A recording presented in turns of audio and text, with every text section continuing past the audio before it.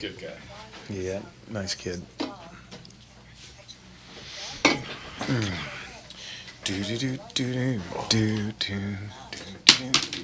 Thank you, sir.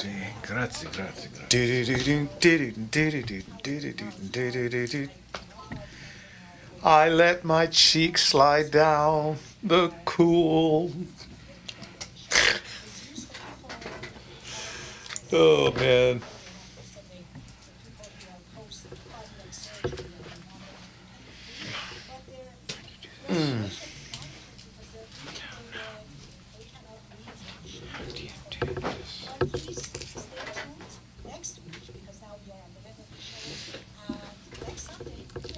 Oh, gang signs, all right. Gang signs. I love you, crew. Yeah.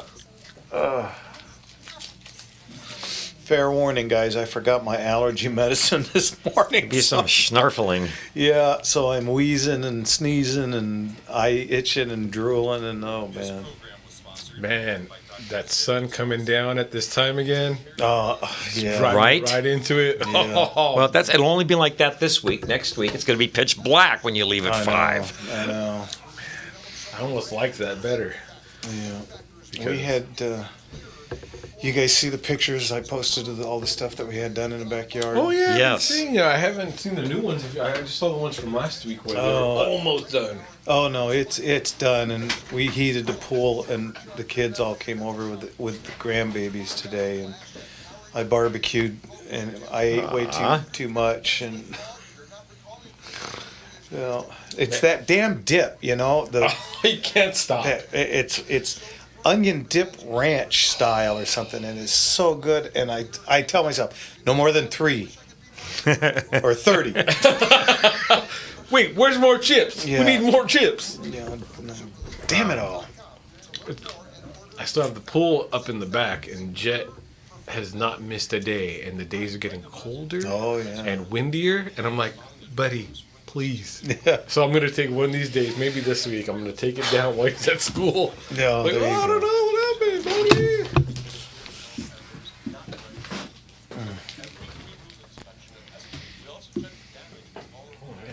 See what's going on. Kevin said we're 4 for 4. Excellent. We like it when we're 4 for 4. Sounds like Dalton Varsho up there in Toronto. They got some guys, I don't know who these guys are, but I'm watching them play and going, Hey, Ricky. I don't, Wheaties on. Good to see you I'm all. outside of the Dodgers. I don't know anybody. there are some exciting young players. You'll want to be watching the Roman Empire next season. This kid, Roman Anthony, for the Boston Red Sox. Yeah. Kirk, Mom, Mr. Enigma, Mark. Good to have all y'all in. Don't forget to hit that like button real fast. How about Glass now as a reliever? Whoa, that caught me off. That was one good inning. Right? Man. Well, you know, if it works, Roberts or whoever's pulling his strings looks like Well, yeah. a genius. Inning 2 was not so good. That's, Bob, Robert, good to see you guys. hey, there we are live. I like it. Everyone's marching on and love to see it. Eric, good to see you, sir. Big Med. Melissa, good evening, good evening. Getting on all the various feeds here. Love to see it. All the best. Gunslinger Radio Show. Yes, I'm following it. And there we are. Look at that. Yeah, we are.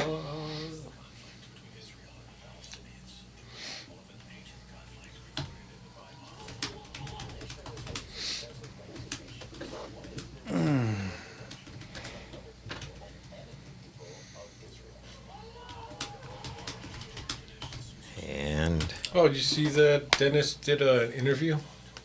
Prager? No. Yeah, he. I saw that he did. I didn't see it, but I saw that he was able to. Yeah, he's paralyzed. Yeah. But his words came out strong. They came out clear. He said exactly what he needed to say and talked about Charlie and stuff. And it was good to see him with life in him that way. And it was just, if you've stopped saying prayers for Dennis, bring them all back up. We miss him and love him, and just pray for the best for him. So if you guys have a chance.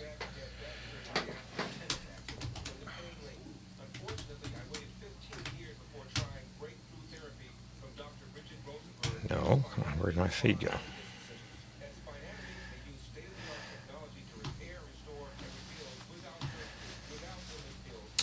Hey, Hendo, Rick Shigio, good to see you, friends. Craig, good to see you, sir. Someone named Rick Travis. Oh, that cry. That troublemaker. Hey. I heard of him. Well, he's famous. He's on the radio. Hey, Fred. Hope you're feeling well, sir. God bless you. God bless you.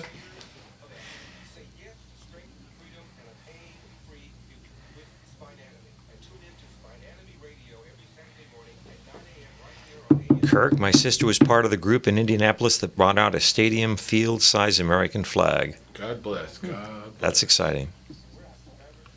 Come out with your hands up. All right, you guys. He's a bunch of loons. Ricky, hey. Good to see you, brother.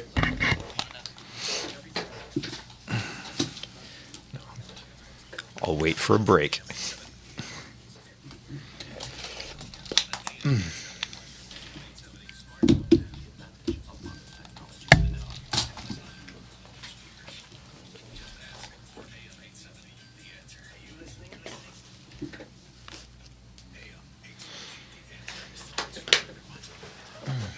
Nope, here we go. Here we go.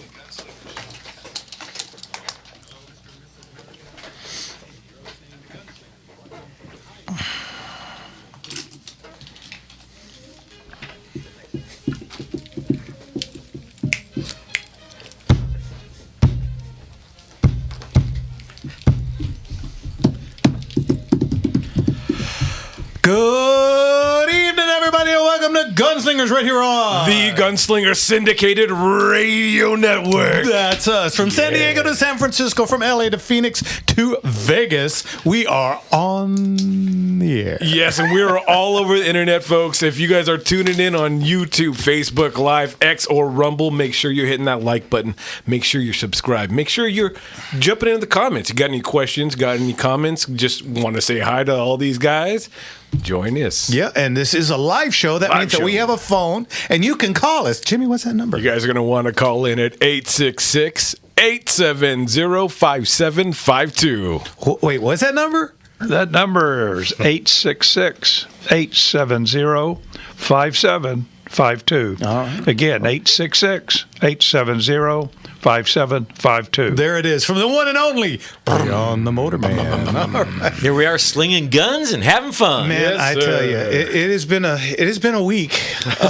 That's one way to say it. Yeah, well, I say this every week, but holy cow, we're just about done shipping from the auction now. So that took 2 solid weeks. Yeah, and Work full time. I've got 4 guys. That's all they do 5 days a week, Oh, yeah. from open to close, is shipping. We get out somewhere between 30 and 50 boxes every day. So if you're one of the lucky bidders, have a little patience. I mean, Well, those guys are working hard, but they can only do so much, right? Kind of where I'm going with this. Yeah. Get this. So, there's something out there called the Amazon effect. Have you heard of this? Yes. Hey, I ordered it. It should be at my house by lunchtime. Exactly. And, it says in our directions, 30 to 60 days. Now, we've never had to do 30 to 60 days. We start shipping, we have our auction on Saturday. Sunday, we're closed because I'm usually there doing all the, catch-up paperwork. Mm-hmm. And then Monday, a couple of us come in and we get started on shipping. So that's 48 hours after we're already on the shipping block. And you'd be surprised how many complaints we get. Is on it out this. yet? Is it out yet? And we had a guy 6 days after. Let's see. He threatened me with ATF, DOJ, local police, the BBB. I'm sure he put something on Yelp for us.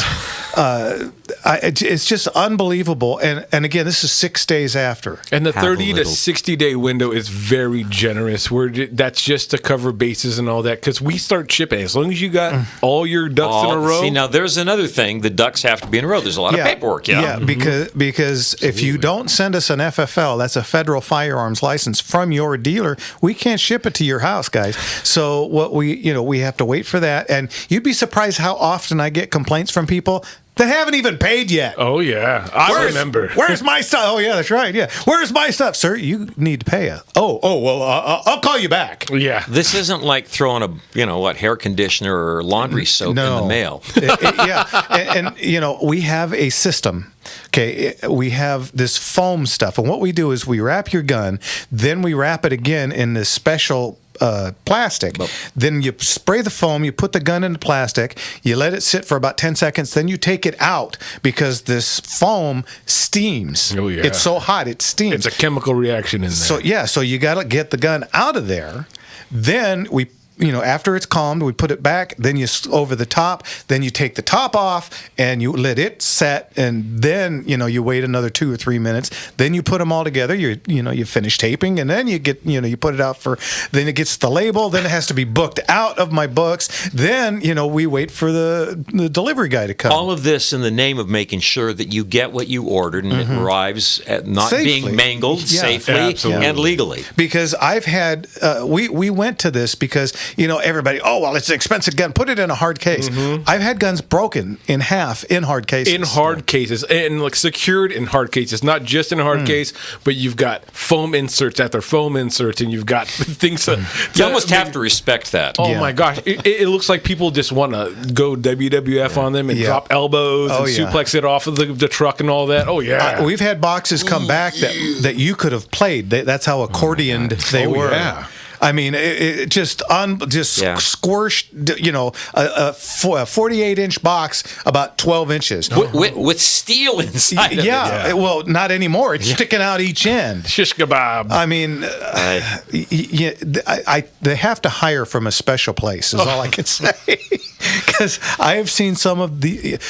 You ever heard of a poor boy? Yes, Oh, yeah. absolutely. Okay, a poor boy. Well, you were there when this happened. We had a poor boy rifle. What this is a right around Civil War era a target rifle. They're very long. They're about 5.5, 6 feet long. Usually in like a 36 caliber, something fairly small, and they probably weigh 40 pounds. And it's all barrel. These things are immense. Guy won it. Now keep in mind this is a pre-98. That means according to ATF, it's no different than a box of chocolates when shipping. So we can send this Legally, it is not a firearm. Correct. So we can send this directly to the people. But what we do is we make sure we put adult signature required, so they can't just leave it on the porch. Okay, so we send this out. I'm not going to mention the company because we don't use them anymore, but we sent this out to Florida. It got halfway there, and it came back. Why did it come back? Because they dropped it so badly that 3 foot of the barrel went out the front end of it, right through all the padding and the hard box and everything that we put it in. Okay. And it was a firearm, and we were sending it to a thing, and that's federally illegal. Blah blah blah. And they sent it back, and to which I called my person in charge and said, "This is not a firearm. This is an antique. It is not considered one by any government agency whatsoever." Okay, well, just resend it. So I packaged it back up, and we resent it again. When we got it back the second time... This time it made it to Louisville. We got it back the second time because they crushed the box so bad that the label actually had been torn off. So... He picks the box up, he puts it in the truck, he drives it, he takes it out of the truck. It ain't brain surgery, but anyway, this is the kind of stuff that we have to go through, along with, the ever-present emails of, have you shipped my stuff yet, sir? We will email you when we ship your gun. Okay, well... Just so you know, you're getting some some positive feedback on the social media for taking care of people so quickly. Well, we really try. I mean, to be blunt, I want it out of my hair. Yeah. It's like, no, we're done with that auction. Let's get it out of here and let's get the next one Space going. for an hour and 45 minutes. Yeah, It's such a time-sensitive piece of work that you have to do, because if your ducks are all in the row, we're a well-oiled machine on our side, and we'll get it out to you ASAP. So make sure you have your side done, and we'll get it out to you as soon as you'd like. Yeah, and speaking of ducks, let's get to Richard out of the airport. How are you, Richard? Good evening, you rock and rolling gunslingers. Thank you And is kindly. Leon there today? Not No, today. he's not. He's here in He is spirit. in spirit. Yeah. Always. Oh, okay. Well, my question is, what was the first handgun to use a magazine? Be a little bit more specific. Well, Are we talking about detachable yeah. magazine or internal magazine?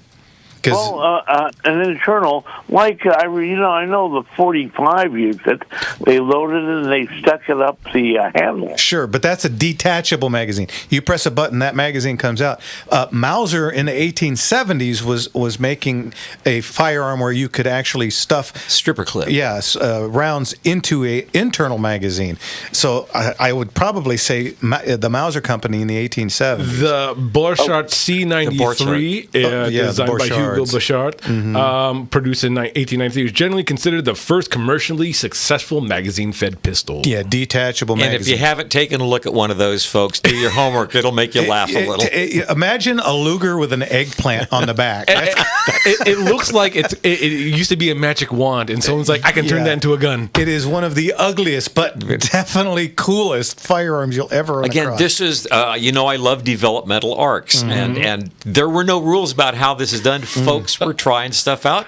That's what they came up with. And my big claim to fame for Borchards, Maxwell Smart, and what was the German? Stocker. No, that was his. We don't lose that here, Stocker. Whatever the hell. Somebody online will tell us.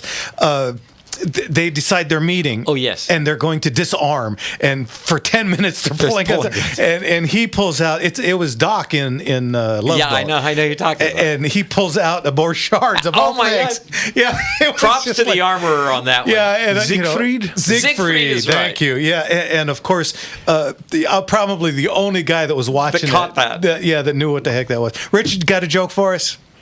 Yeah, well, real quick, was the detachable magazine, what was the first gun to use it? Was it the 45? It wasn't the 1911 that we think of, which is actually the 1903, which is actually the 1902. Before that was the Borchardt, as Jimmy suggested. Yeah, that was Okay. around 1897 or 8. And again, take a second out, Borchardt, look it up, because it's a knee slapper. Oh, yeah. Rather cumbersome. Quick with your joke. Go ahead. All right, yeah, now, when Halloween's coming, do you know what the two favorite fruits of a vampire? I give up. The nectarine and the blood orange. Yeah. Nectarine. Healthy. That's a two-groaner. Healthy joke. Richard, There we go. we'll talk to you next week. Have a good one. Bye-bye. You too. Take God care. bless you. All right, guys, that opens up lines. What's that number, Jim? 866-870-5752. Once again, what is that? 866-870-5752. Call in now. When we get back, we got Rick from the CRPA. You're listening to Gunslingers right here on The Gunslinger Syndicated Radio Network. And we'll be right back. Yes, sir. How much go? What's that? A Luger with an eggplant. I will never lose that now. That's about right. Yeah. We've had a few come through over the years, and every time you look at it in awe because I know how much money I'm going to get from it, but then you just go, why? Dude, that's what you came up with? That was it? Yeah, I was looking at a picture of it. Was this a 3 or 4 week bender? Because, man, this thing is just... It bridges carefully that gap between a pistol and a rifle. Yeah. I had a dream once. And considering how good revolvers were at that point, they really wanted a semi-auto to work. 1905, first semi-automatic firearm chambered in 45. So just in case, that was the second question, right? What was the first 45? I think. No, I think he thought that the 1911 Was the first. one. Yeah. Okay. Just in case. Well, Yeah, there's some other stuff. There was the roar, which was also pretty a roar of laughter. That's gunslingerauctions.com. Everybody, that's gunslingerauctions.com.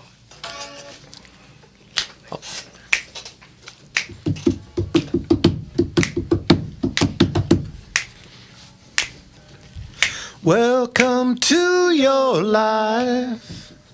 There's no turning back.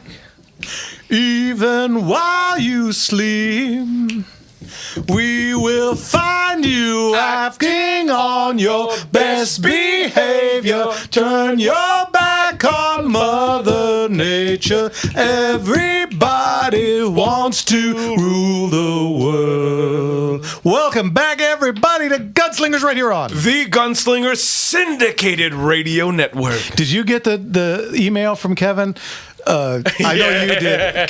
Kevin, because online they don't hear the songs. They just unfortunately have to listen to me. So he put reverb to it. I love it. Oh, can you look us up with some auto tune? It was so much, right? It was so much better. It's like, it's so nice to not hear myself dry. Right. I mean, I don't watch the show anyway, but if once in a blue moon, I have to fast forward through this. It's me. I can hear myself.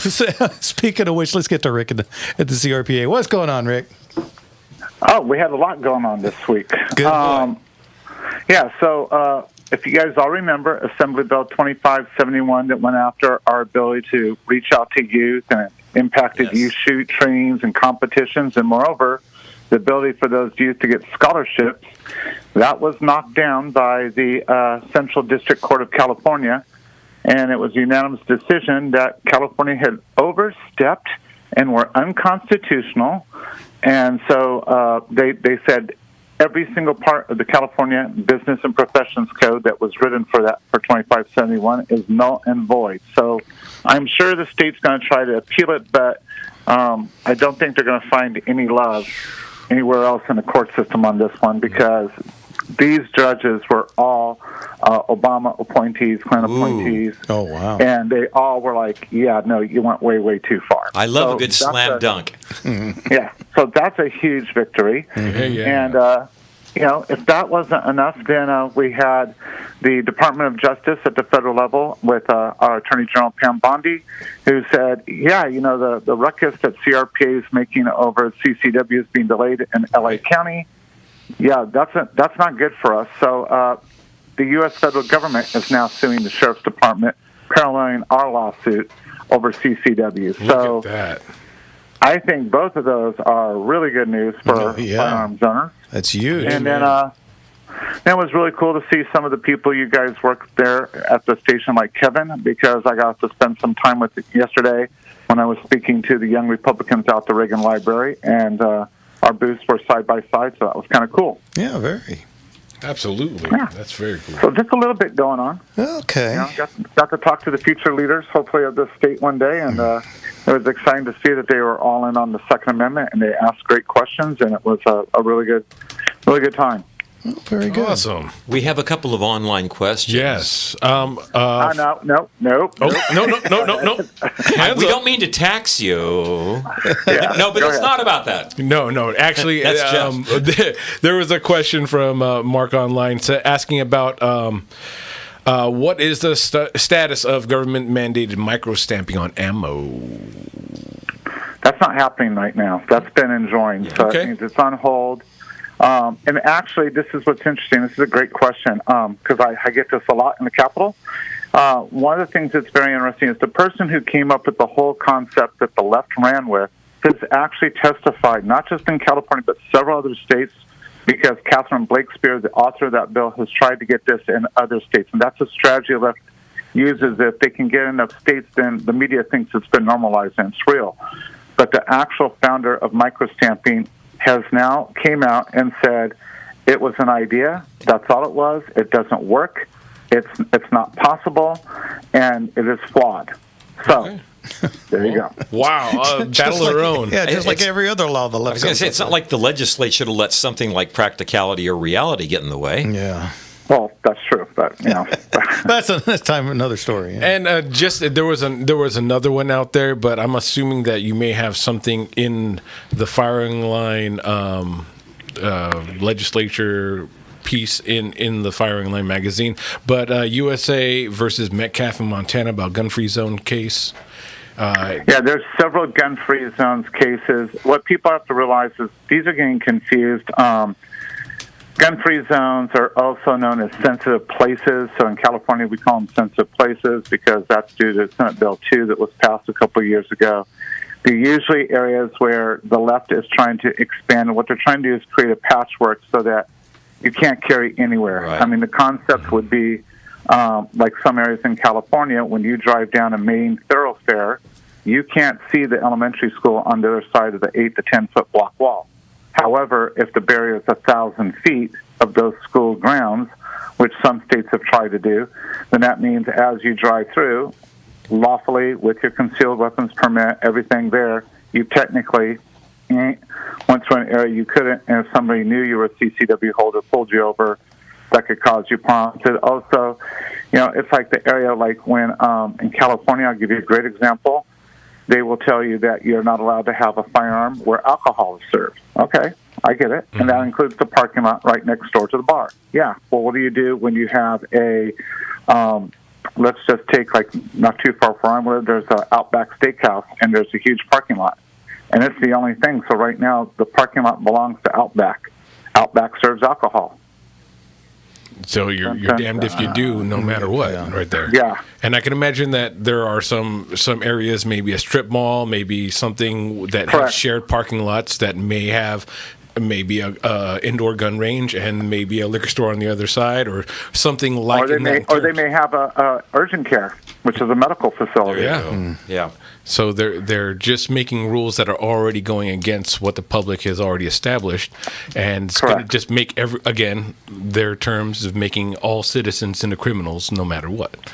So Yeah, and what's hard is, I get letters from time to time. Just got one this evening from people in our community. They're like, "Well, Rick, don't get so political. Don't go after politicians. Don't do that because we're already losing, and you're just going to make it worse for us." Look, folks, if we don't, it's over. yeah, absolutely. Yeah, and that was one of the things I spoke about to different groups from all walks of life. But I'm going to harp on this the rest of the year. People, you have to remember that the First Amendment and the Second Amendment were the same amendment until the final moment Right. when the Senate broke them apart into two different amendments. And everywhere where you've seen the Second Amendment watered down or lost in a country, they have lost all the rights of the First. Yeah. And I find it ironic that countries that were formerly under the Soviet bloc, the very first thing they did is they set up their First Amendment was set up a Second Amendment to protect it. Yeah, So, go ahead. I'm yeah. sorry. Yeah, you can see Go it, ahead. especially in the UK right now. That's a They great example. tout themselves on the First Amendment rights and all that, and they're coming down hard. They've taken it away from them. They totally strip them away, and what they strip away before all this, they strip them away of their freedom to use any type of firearms in their. and knives and everything else. Yeah. Yeah, now you're supposed to pour into the street with a spork, right? Yeah, well- while they're implanting digital chips, because that's Starmer's next game plan. By the end of Parliament, everybody gets a digital chip. For some reason, they're still allowing people to attack. I don't want to say Yeah. just Yeah, that's a Christians, separate thing. but with bats and all that. But they're not prosecuting those people because they're part of a team and a that they need to protect right now for some reason. But that's just another case. USA. Well, back in California, how's that Second Amendment looking right about now, though, folks? Yeah, huh? right. Rick, is there any news from the Supreme Courts on anything? No, they have several cases that they're reviewing. The Supreme Court, starting tomorrow, is reviewing a bunch of cases that have been submitted, and so now we just have to wait and see what they're rulings. going to pull. They have said this year or next year they are pulling at least one, if not 2 to 3 Second Amendment cases, so we're hoping it's this year, and we're hoping it's one of ours. So that everybody understands, the Supreme Court customarily meets from October to about the end of June. So now we are Correct. moving into their high season. Yep. Yeah. Okay. Anything else going on, Rick? No, I mean, it was a busy week. Oh, yeah. Yeah, and a very good one week. too. Yeah. Every week's a busy week for you. For you, right? Always fighting the good fight, Yeah. though. That's Thank you for you and your whole entire team. I know Constantino, right? Tino. Yeah. And everyone that works with you works so hard and diligently. So thank you so much, Rick, for all. No, that you guys do. we love doing the job we do because we believe in it, and we believe in helping all Californians, whether they know they need that help or not. Because, right. a lot of things go on. I will do a shout out. Senator Strickland, who's out of Huntington Beach, was with me yesterday, and he made a comment that would sound complimentary towards myself and one other person who was on the stage, but I think it was a good reminder to a lot of people. He said, look, I'm just a person like everybody else. There is no way humanly possible for me to know the ins and outs of every single law, every single argument. And he said, and that's why I'm so dependent on people. And then he pointed to myself and one other individual on the stage. He said, just for the Second Amendment stuff, because he says, I know I believe in it, I know I want to fight for it, but he said, all the nuances, all the games that get played, he said, I wouldn't see half of them if it wasn't for these two guys here to come and inform me of those. And so I think that's something that people have to realize. You need people that understand they can't know it all. And so if you see a politician that is a know-it-all, danger. Warning, Will Robinson. You bet. Rick, anybody wants to join, donate their time or their money, how do they get a hold of you? CRPA.org. If they have a question, contact at CRPA.org, and God bless you guys. Thank you, sir. We'll talk to you next week. Okay. Bye-bye. Bye-bye. All right, guys, you're listening to Gunslingers right here on The Gunslinger Syndicated Radio Network. And when we get it back, it's phone call time. What's that number, Jimmy? 866-870-5752. All right, you're listening to Gunslingers right here. We just did that. We'll be back in a minute. Yeah, we will.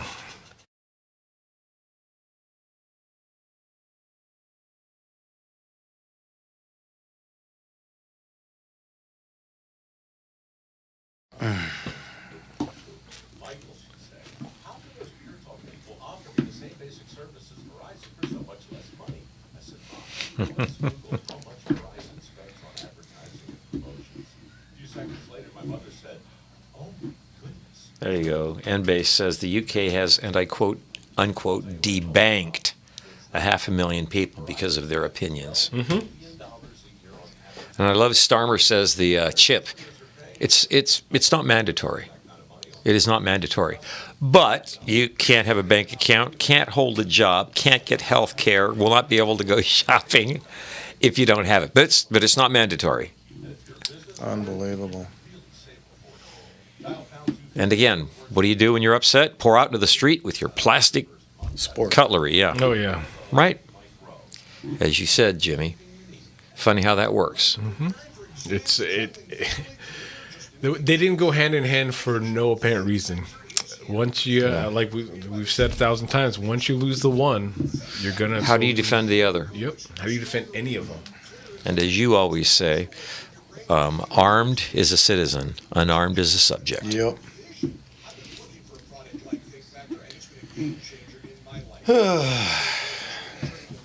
Yeah, everyone's pouring out right now. Make sure that we all keep in mind we have to vote. Everything's coming up fairly soon, but don't forget in this No on 50, trying to win back this state. Make sure you guys remember that. No on 50, no on 50, no on 50. Have you seen the world is blanketed with the wrong ads, the yes on ads, and they're all.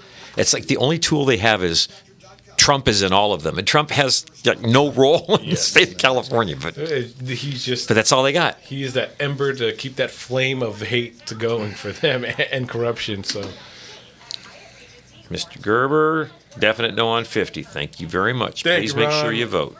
God bless you. Hopefully you're feeling well, brother. That's right. When you buy 2 VIP tickets to Town Hall, the Morning Answer will donate a free Charlie Kirk tribute ticket to a young Republican in honor of Charlie Kirk and his wife Erica. Nice, Mark. Good job. Yeah, if you guys can get him in early, get him in early. What's that? He said, I voted and mailed mine yesterday. Oh, yeah, because, now they're saying if the government's on strike or whatever still. Right, they won't be able to process your vote. Get her done. Tigers Mariners 2-2. Dang. That's good ball. That's good baseball. I'm cheering for both of them. I don't care. I just want the Dodgers to win it all. That's it. I'm not biased or nothing. Just it's Dodgers or I turn it off.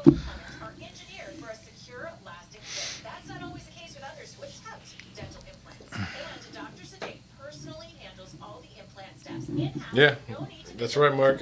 Government hair gel can't run on his record, only against Trump. Of course not. Boy, that's what Everyone's looking at how freaking he record. ran this state into the ground, lit it on fire, and stomped it out. Well, with cleats on. actually, he did. It's not quite out yet. Well, I mean, that's the thing. He's letting it burn, Yeah. let it simmer. So yeah. Like cementing. Like for a new stadium, the outside is so beautiful. I love all the definite no 150s. Thank you guys. Yankees got spanked the other night. The Yankees got spanked again. Wow. Toronto, either the Yankees are a paper tiger or Toronto is like the best team in the history of the game. It's fun to watch. Oh, here we go. Show. That's the Caucasian dance right there. Out the door. Oh, That's man. good feeling music right there. Slap some reverb on that. I was doing the Caucasian dance. Nice. Yeah. Welcome. Go ahead. No, it's one of the saddest songs if you actually listen to the lyrics, because it's all about breakup and that the kind of times that people can't stay together and no one wants to Wow. stay together forever. If you break down the lyrics, it's actually A song about heartbreaker. breakups? But so cheery though. With something you can really tap your foot to. They could be Irish. Absolutely, absolutely. You know, years and years ago, I used to book bands at the Whiskey A Go Go, right? And you remember, Gazzari's had closed and they had reopened it up as something USA. Do you remember the name? What was it? What was the name of that? Boy. Well, the night that they opened, okay, Tony Bennett opened it. Oh. Right, and. Showing Now- the kind of reach that that particular organization Yeah, had. and I'm at the Whiskey that night. Well, they got the whole street closed. They got Sunset closed for this huge deal, and so nothing's going on. I got nobody coming into the club, so I ventured up there just for the heck of it. I kind of walk up, and they have sections for celebrities. They're kind of like the F celebrities, the Right. D, the E, the G, and I got all the way into the C area. The Key Club. Yeah. It became the Key Club. The Key Club, yeah. Okay, and so here I am, and I'm discussing old time football with the lead singer of Counting Crows and the kid that on Fresh Prince of Bel-Air that did the Caucasian dance, Carlton. Alfonso Ribeiro. Yeah, the three of us are just standing around talking about how much we missed Fran Tarkenton. Look at that. Bring it all in. Such a strange Music can, Yeah. football can bridge gaps. And of course, they had the PA system piped out Sure. so you could hear everything that was going on inside. Because inside, that's where the A group was. And, Right. I had heard that Jack Nicholson was in there, and some pretty heavy hitters. So I was out in the C League. I managed to sneak through the F, E, and D, and I got to the C's, and there I was talking to the two guys. What a bizarre evening that was. Did you ever get inside? No, I couldn't So you even got to listen to the speaker. Couldn't even get to the B's. And that was close to the door. Yeah, the A's were inside, But anyway, that was an interesting evening. Okay, so Good times in Hollywood. yeah, December 13th. That's years away from now. Oh man, it's a millennia from now. But get this. This is what we got in yesterday. We got a 1903 Rock Island serial number 379.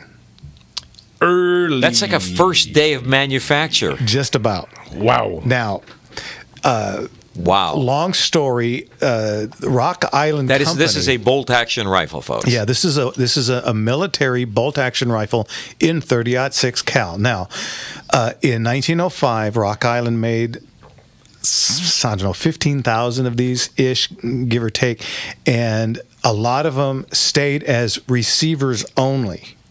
They just never were used. Okay. And they were sitting on a shelf. Well, here comes a day that will live in infamy. We all know as December 7th, 1941. And the U.S. government said, put everything we got together. Start screwing them together. So this serial number 379 has a barrel dated 1241. Man, that just gets better. Wow. How cool That is just this? gets better. Send And 'em. It's just absolutely beautiful 1903. Good condition? It's just beautiful. What a great chunk of American history. Yeah. Really? Now, it is not niter blue as they were originally. It is Parkerized, but this is all correct for a World War II For redo. 1941. And as you know, there's some skepticism on whether or not they were single or double heat treated and how much they, the receivers can handle and so on and so forth. The early ones up to 300,000 serial number ballpark. Yeah, I Somebody almost said want to a straight say was 800,000. Yeah, I almost want to say it was the first million, but people have been shooting these things forever, and as long as you're not shooting some plus P plus 30-06 with a 250 grain pill, you're pretty much okay with those. But this thing just reeks of how cool is this. This is one of those, okay, Jeff, would you shoot it? Just for the cool of it. Once. That's all you need, though. That's all you need. Just to say that I did. Yeah, I would absolutely shoot it. I'd make sure that it was a standard 150 grain, off the shelf, nice round. Kirk over there on Rumble said, "Hang that over the fireplace or loan it to a museum There or you two." go. Right? Yeah, That's really a piece of history. It truly is a piece of history, and it is just so cool. We got in a pile of stuff, guys. This is a good one to bring the wife to because while she's looking at the jewelry and the art, we got a bunch of art. Christmas time, baby. Yeah, Oh, yeah. And again, because it's on the 13th. You can get your stuff Before Christmas. Yeah. You can open it up on Christmas because Day. 10 days after Christmas, or 10 days after the 13th is the 23rd, and we will be open. Yeah, I mean, So, that's yes. gonna be good. Yeah. Hey, I want to throw something out just because we were talking about it and because this is a show where we want to keep you fun and safe. Okay, we're both right about the Springfield.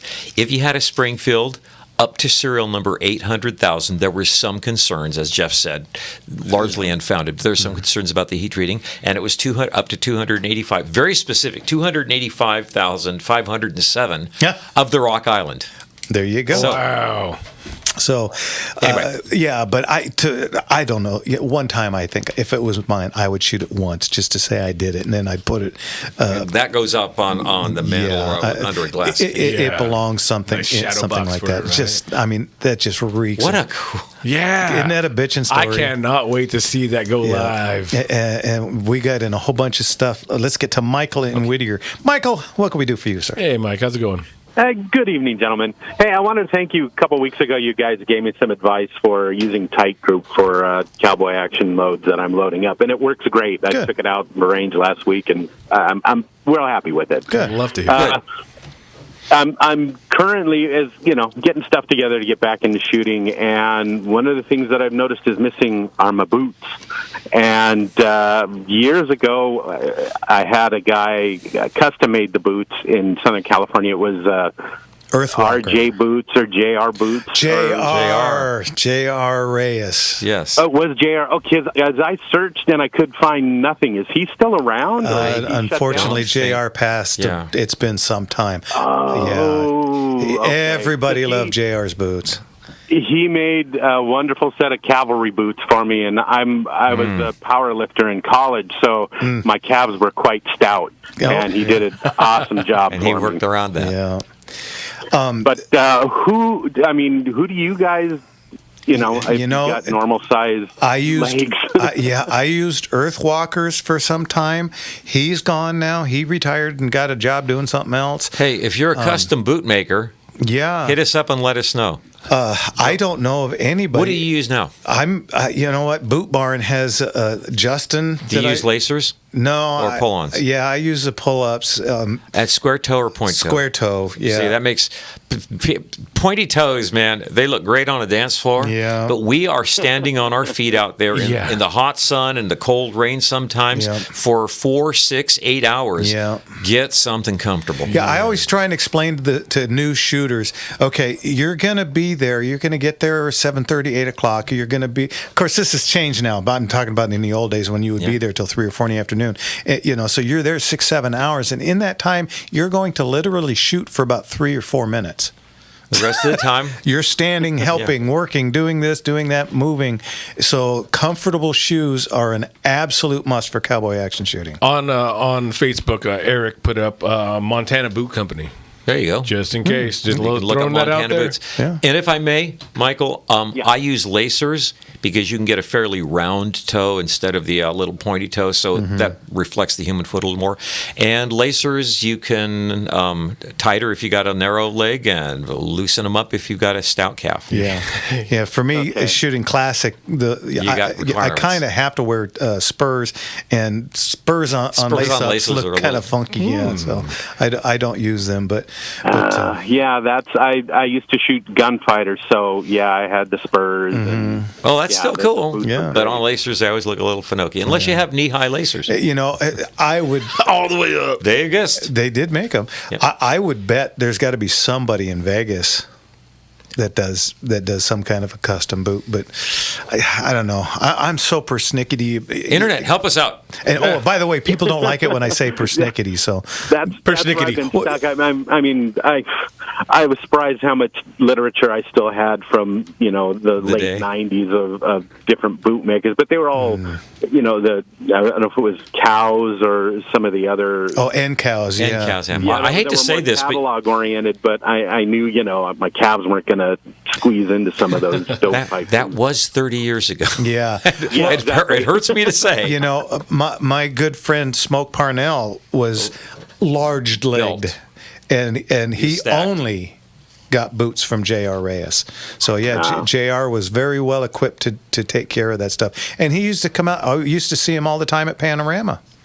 Back in the days in the 90s and early 2000s, but yeah, sadly he's no longer with us. I'm sorry he passed away. I've been out of the game for so long. Yeah, well, there you go. Hey, if you're not doing nothing this weekend, the world famous Double R Bar is having their World famous. 2-day shoot. Yeah. So if you get a chance, come on out and say hey. I've been eyeballing that and the Cajon Cowboys. I missed there was the last weekend I think was was the shoot and second and fourth I Saturdays. volunteered with the Boy Scouts, so I was working one of the ranges that weekend. But Well, good on you. yeah, I'll try to get out there this weekend. It's this weekend.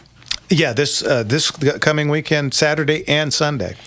Okay, yeah, it's not too terrible of a drive from Whittier.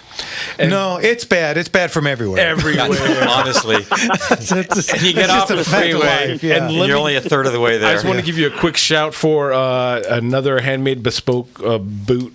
Old Country Boots, oldcountryboot.com. They're Okay. handmade, bespoke, and so you might find something to custom fit you and those large calves of yours. My Yeah. daddy used to say, never save money on brakes, parachutes, toilet paper or shoes. Oh, okay. That's one of the things that bug me out. You guys don't talk much about the movie Silverado, but the scene where Payton's out in the desert, and he's stripped down because they've stolen everything from him. Yep. And the three things he misses were his hat, his guns, and his horse. And I'm like, but he's missing his boots too. Yeah. Very true. Very true. All right, Mike, thanks again. We'll talk to you later. God bless you, Mike. All right, thank you, gentlemen. Take- Have a good week. Take care. See you at the range.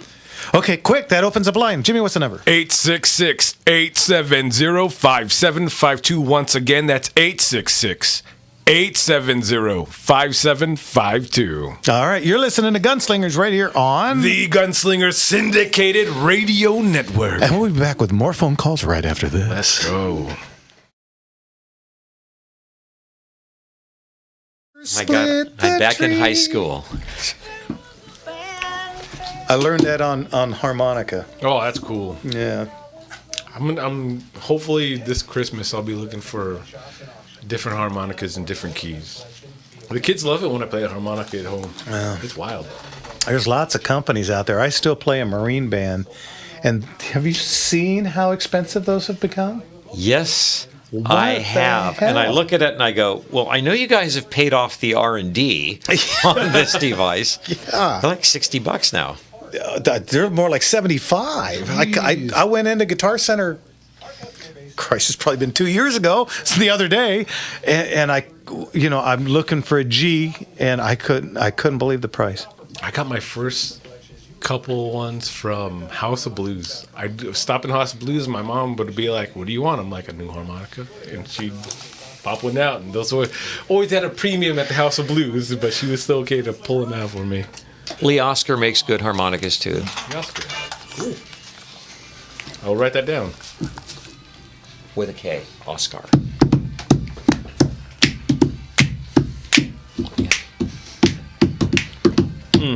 Now that's an intro. That is. Way to bring him on in. Welcome back, everybody, to Gunslingers right here on The Gunslinger Syndicated Radio Network. All right. Okay, go. John Anderson. For what it's worth, the theme for next weekend's shoot is Silverado. Boom. See, look, Mike. There you go. I tell you what, Silverado is kind of an overlooked movie. I like it. I love it. I think it's a great movie. There's some parts that are kind of like A little schlocky. yeah, You haven't seen what a Henry rifle can do to a man. yeah, not that much. If he's wearing a wool coat, nothing really. But the scene where Scott Glenn is practicing, and he shoots himself out of ammunition, and the bad guys wait till the gun is empty. Yeah. Now, I mean, You're empty, mister. So two things from Kirk over there on Rumble. He says, get insert for foot comfort. So that's not a bad idea, especially you guys are on your feet practically the whole day. And then it said, Doc Holliday really did die without his boots on. He did say this is funny. He always thought he would die in a gunfight with his boots on. You know, that's something that they cut out of the movie is apparently Wyatt and Doc were talking earlier in the movie, and Doc said, well, I'll always die with my boots on. And then, of course, at the end of the movie... That makes the sentence pay off. Yeah, now this is funny. Yeah. You're like, what? What's funny? Your feet? Yeah, I guess they're kind of goofy looking. Gave me the punchline, but didn't give me the joke. Right? Okay, anyway. Okay, so we covered that 1903. There was a few What else other got cool things coming up? Oh, okay. We got in a passel of 1903s yesterday. Not a bunch, but an actual passel. I think we got 5. Really? I love those well, things, man. man. People don't like it when I say persnickety, so now I'm going to go for per passel and, Pop those peas. I tell you what. I love those things. It's my favorite bolt gun. Yeah. Oh, no. The other, Colt 1903. Colt Colt 1903. Wow. That is the precursor for the gun that we all know and love is in 1911. Yeah. Now we got in. You ready for this? We've got in factory engraved. We've got 2 that are literally brand new in box. How is that? That's 122 years ago. I know. And this thing, they're just the niter blue, just boom, and untouched, unredone. Still have the instructions. Oh man. I mean, these things are Case just candy for a 1903 Colt. Yeah. We got in. That's going to be fun to watch. We got in a U.S. property marked 1908. The ever-present, the Remington Model P51 pistol, which for those of you that don't know, this is a little... they never really made them. They do have an anchor on them, but they were never made for the Navy. They were pretty much just civilian use. It's a little semi-auto 32 ACP, and very cool. Very gun. Interesting design. Mm-hmm. Yeah, I actually like them. They're thin and kind of slim. Ergonomically, they're very, very slim. Yeah. Boy, we got in a real early with a prefix with a C for civilian national match Colt yesterday. Yeah, from I think the 40s, the 1930s or 40s. Yeah, I mean just super early. The stuff is just coming in, guys. It's pretty cool. Stack it. Yeah, we got in a box full of Civil War memorabilia. Every one of them picked up off of Battlefield pickups. Yeah. So there's a really old split out cap. Whoa. Yeah, and it's huge. I mean, this cap. It's a musket cap. Yeah, old musket cap, a couple of buttons, all kinds of it's going to be one lot. Some coins, and man, it's really cool stuff. Okay, since we had that That's Shaytac history. last season, last auction, do we have anything? I'm glad you happened to bring that up. We got in a bolt action Barrett. Mm-hmm. I think it's the M85 in 416 Barrett. That was, for those of you not playing along so far, that was the caliber when California outlawed the 50 caliber. Mm-hmm. Barrett, bless their hearts, they redesigned it. It's the same cartridge. They simply necked it down, which actually made it ballistically more efficient, gave it a little extra range, and because the loons up in Sacramento don't know what they're doing, perfectly legal in California. Yep. So we got one of those in. It's got about a $4,000 scope sitting on it, and the gun doesn't like a even. Night Force? Or It's not a Night Force. I think it's a U.S. optic. Okay, that'll do it. Yeah, and the gun looks unfired new. It's just absolutely beautiful. Weren't we kidding about the fact that this is the kind of gun? That is a big, heavy gun. And Barrett does so much to mitigate recoil. Oh, man. But if that's a bolt action and not a semi-auto, which bleeds off some of the gas to operate the big, heavy action, Still going to hit pretty hard. you get a box of 20 rounds of ammunition with 17 still left in it. Well, it does have that huge gnarled front end on it, so it's got a wicked big, muzzle brake. a muzzle brake that you could probably crack a car in half with. But maybe Kev can put up that when you shot that 416 Barrett. Oh, yeah. And you blew everything off of the table. Maybe we can get that up and kind of online. similar. That one's a semi-auto. But go ahead. That's a very, very neat rifle. And again, I keep thinking of when we had Todd Hodnett on. He says, for all you guys that think long range is 100 yards, we start at 1,000. Mr. Enigma over there on Rumble put up 416 Barrett greater than 50 Barrett. I agree. Let's get to Mark in Woodland Hills. What's going on, Mark? Hey, Mark. Hey, good evening, Patriots. I'd just like to thank you guys straight away because programs like this actually provide the public forum for discussing issues of the day and is exactly what our nation's founders had in mind for an active citizenry. I would encourage everybody to tell your lefty friends that gerrymandering does not work for democracy. Nope. Look at New England, where 38 to 40% of the people there are Republican, but all 25 House seats are in Democrat hands. And that's not in the people's interest. Nope. So voting no on 50 will help preserve election integrity. Think about a disarmed America. And unfortunately, Brent will probably take this up with you guys, but it's truly sad to think that other humans could slaughter each other like we're coming up on Tuesday's anniversary of those liberal Jewish people that lived on the border. They were slaughtered like dogs, and a lot of them were disarmed because they didn't believe in that. And the one thing that most people do not know, I found out within a week of it happening, that the Hamas terrorists who slaughtered those humans were on large doses of an enhanced form of methamphetamine. Yes. Check it out. I bet you Brett probably knows about this. And once again, you guys, thank you so much for what you do. And it's always a treat to have Rick on. He is so instructive on where we stand with our rights, our God-given rights.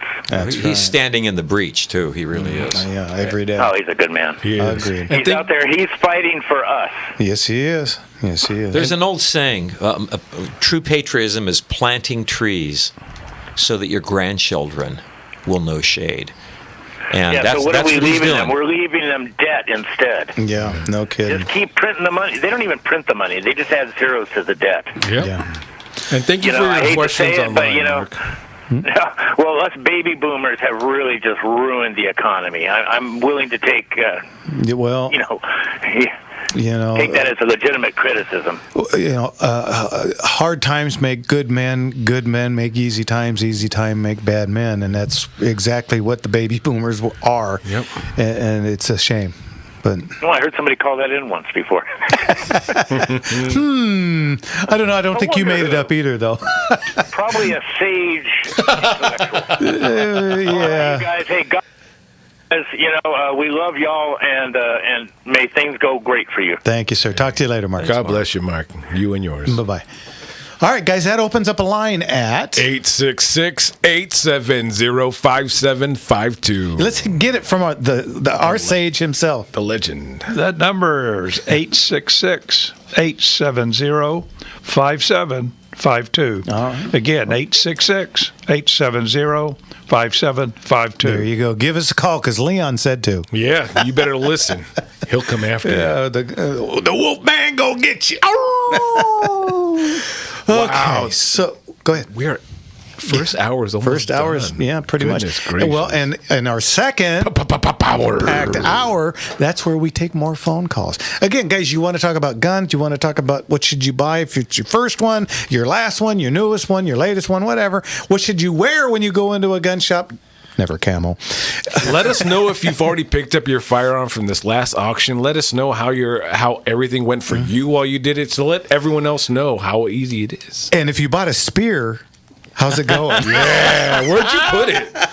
Yeah, I'd kind of like to know. We want pictures. Baby. Yeah. I tell you, we've got a bunch of art coming up. We have a bunch of southwestern and western lithographs and some paintings. That lady called in last week. Were we able to help her out and pick up some of the stuff? She said she had some native stuff. You know, she has not come in. That seems to be the thing. Remember the guy with the 400 gun collection? Are we still waiting on that? waiting on him? Was it Doug or Dale? Doug. I don't remember now, but yeah, they seem to call the shop or the show, and then they either panic or they just who knows. But haven't seen that yet either. Hopefully it'll come up. I'm drinking a cherry Coke tonight, guys. Sorry, You're getting all crazy on that cherry Coke. it's my fave. What can I say? Hey, we got a bunch of questions online we'll get around to when we come around to our, I believe it is the second Power Pack. What is it again? Help me out here. Power. That's the one I was looking for. All right, guys, you're listening to Gunslingers right here on The Gunslinger Syndicated Radio Network. and we'll be right back.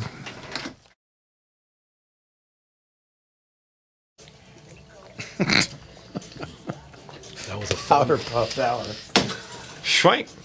That was a fun first hour, though. That was quick. Anyone need a refill on anything? I'm good. I'm still holding good. All right. Get me Some chicken broth would be great, and a piece of raspberry pie.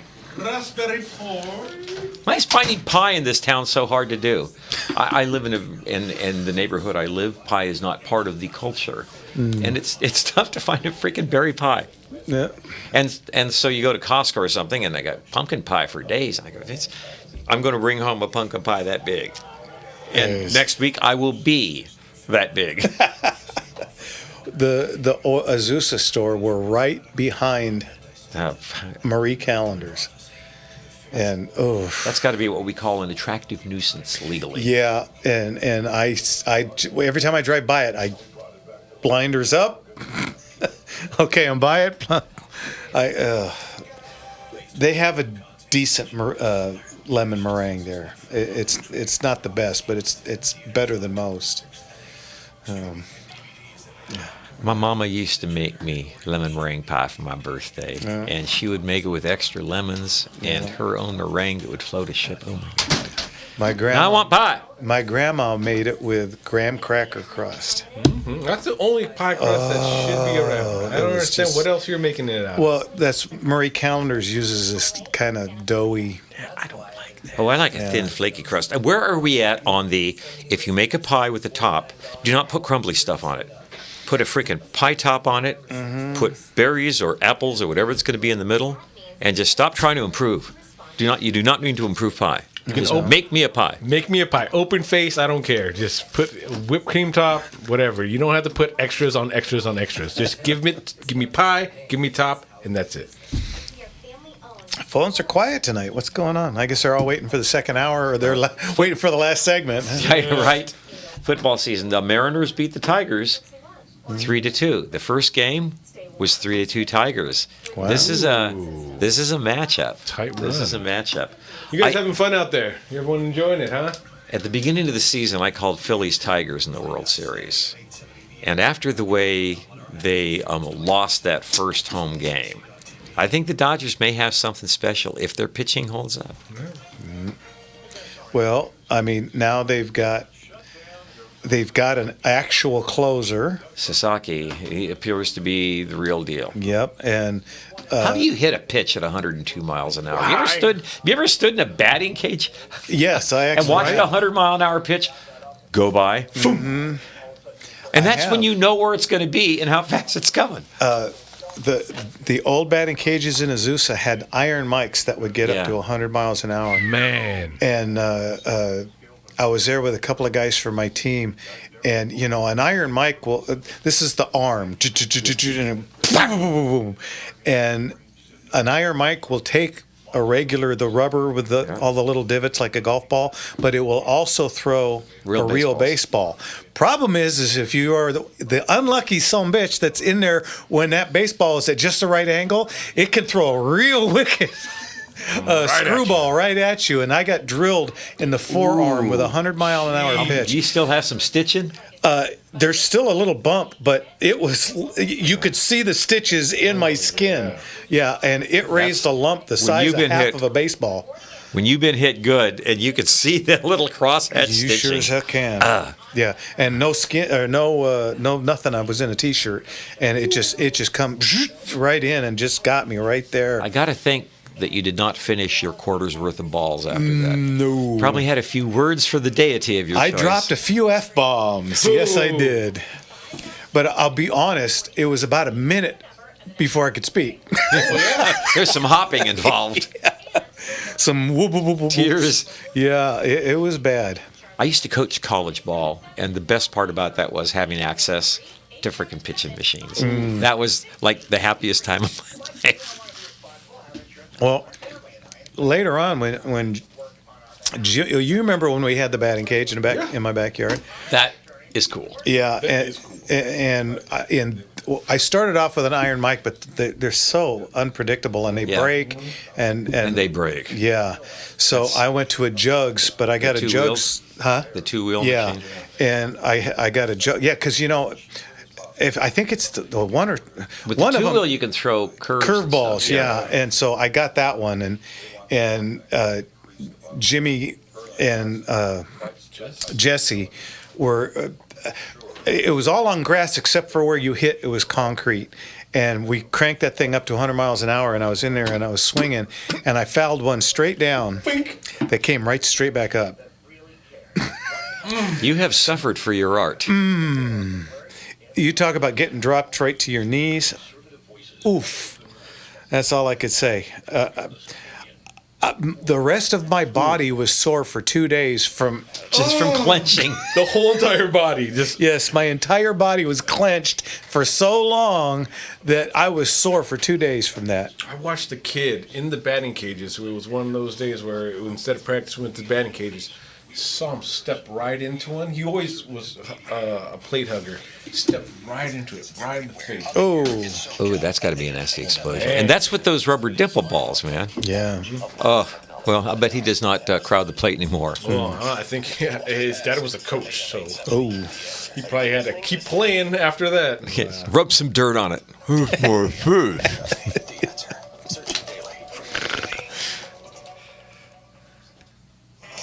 Oh, there we go.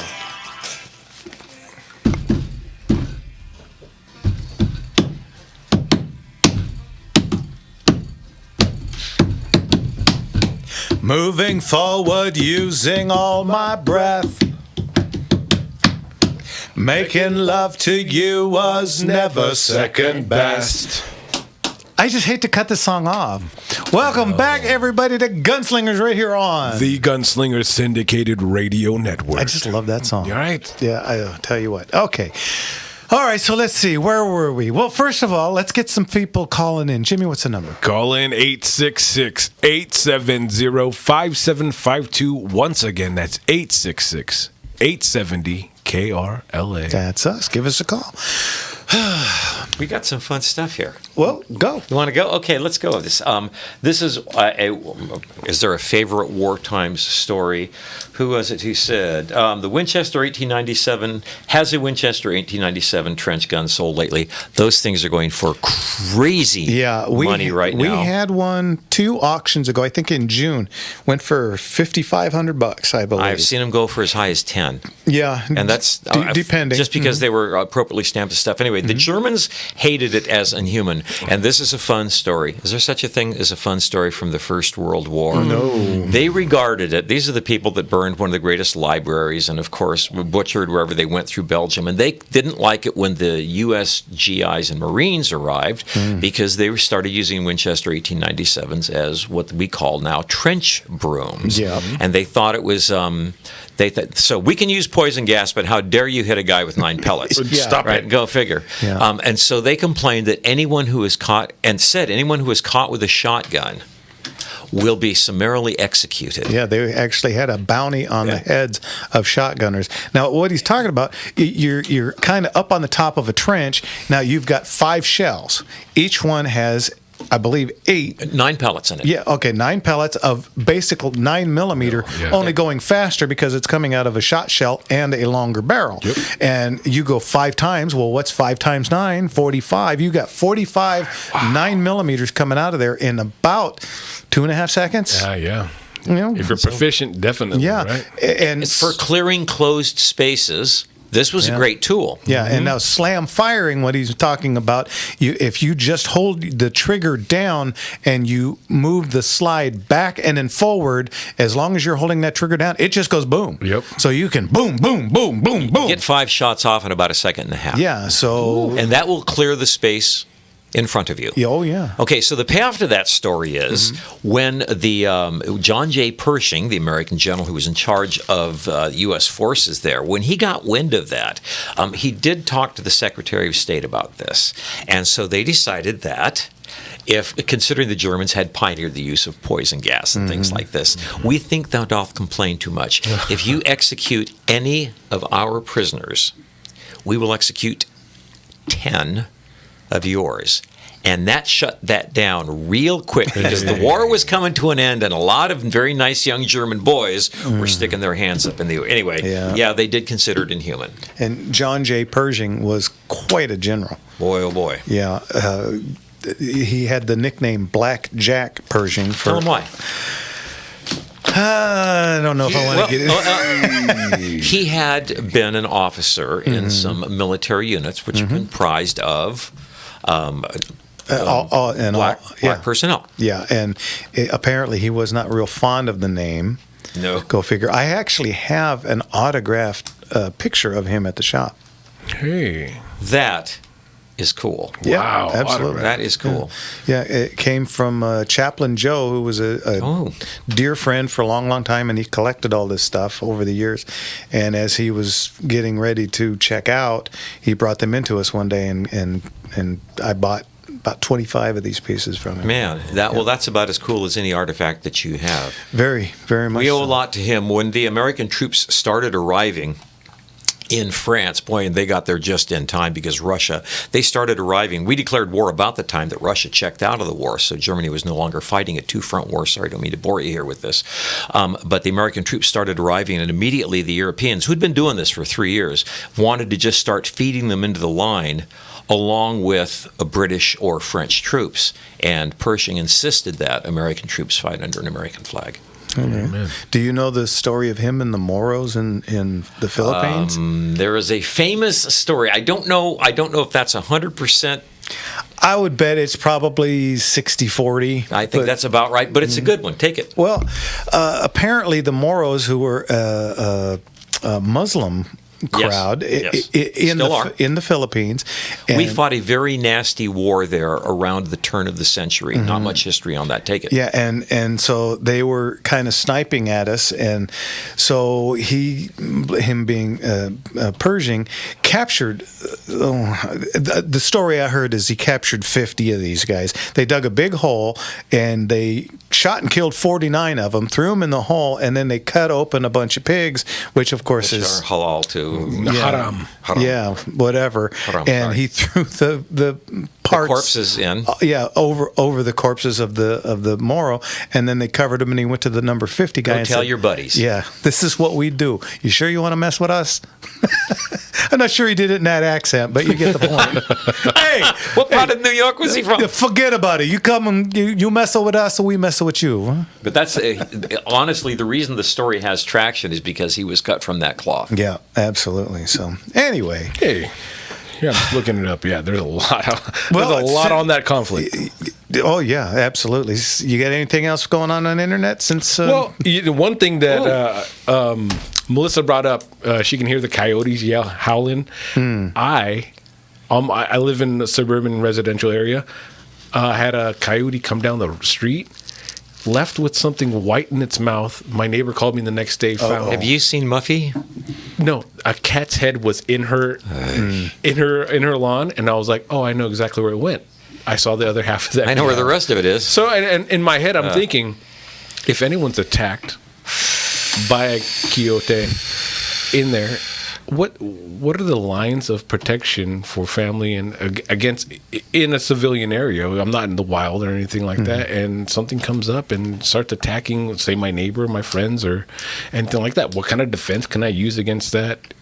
Outside of my home, in anywhere normal America, I'm sure it would be pretty simple. You're allowed to defend your life. In California, I don't know. I'm sure the coyote has more rights than we do. Yeah. I ain't going down for a coyote. No. That's all I'm saying. No, I've actually, unfortunately, found a cat's head in my front yard. Also, and of course, Norco. We've got the hills off to the east there, and that's definitely a wild coyote central up there. Yeah, in Redlands and Loma Linda, we have the hills to the south of us and all. And I used to drive back there on my lunch breaks and just have my lunch, and I'd see rabbit, deer, fox just come up to the houses and all of that and just sit there. And then sometimes I'd see a coyote come down there, and I'm like, whoa, these are right.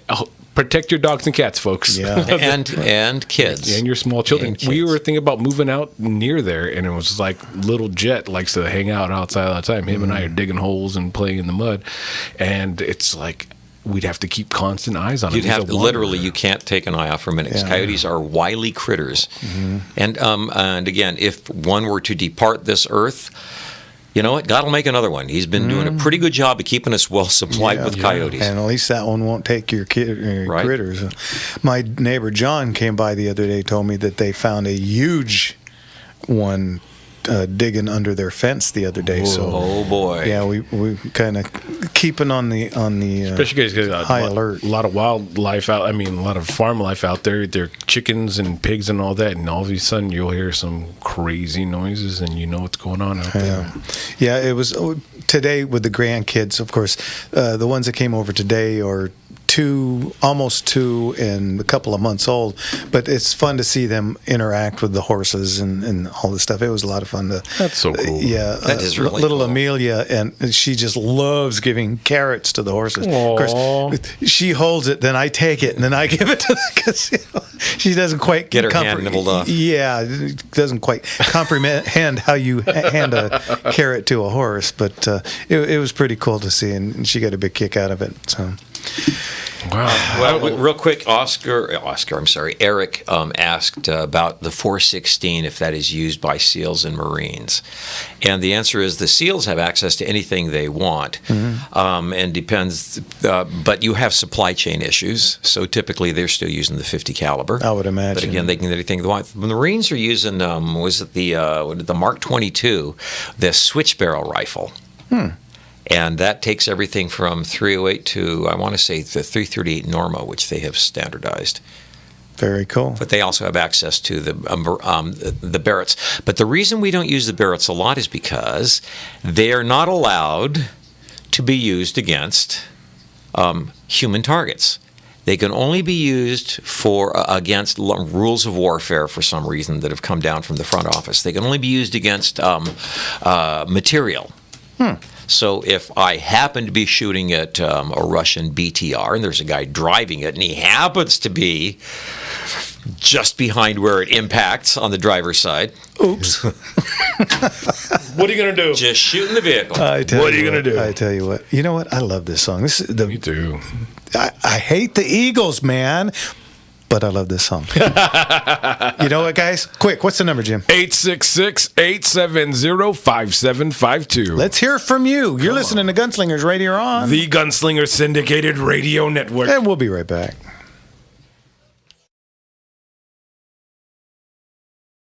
We should keep doing questions off the internet. This is a great tone.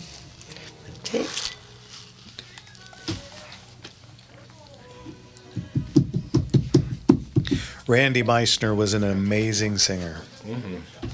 Hopscotch 01 over there on Rumble put 60 years ago today on the Ed Sullivan Show, Herb Albert and the Tijuana Brass debuted the smash hit Taste of Honey.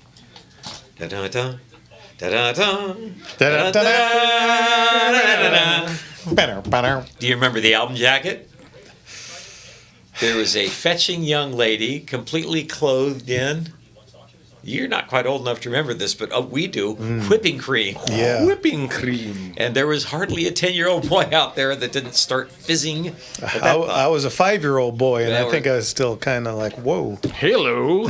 Tasty. Mom, what is this? Snatch that album out of your hand. And bass. Cat kebabs.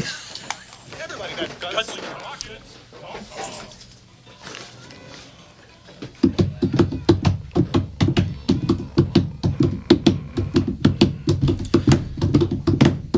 Keep your eye on the road, your hands up on the wheel. Oh, keep your eye on the road, your hands up on the wheel.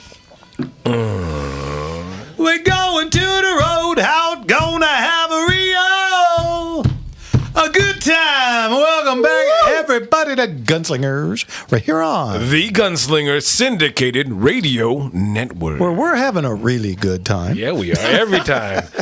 Oh, man. Ricky This is lost the- a cat. Oh, to a yeah. coyote in Ohio. Out there. Oh, no kidding. I'm sorry, I didn't mean to. You were going on a roll there, and I'm just reading this. And Ricky, I'm sorry about your cat, but again, trust me, God will make another coyote. Yeah, they're very invasive, let's say. Ringo, what do you call walking a small yap-yak dog at dusk on one of those retractable leashes that extends about 15 feet? Fly fishing for coyotes. Oh, man. You're a bad man, Ringo. Yeah, but it's kind of true. It is. All of a But it sudden, is. I got a bite. Got one. I don't know.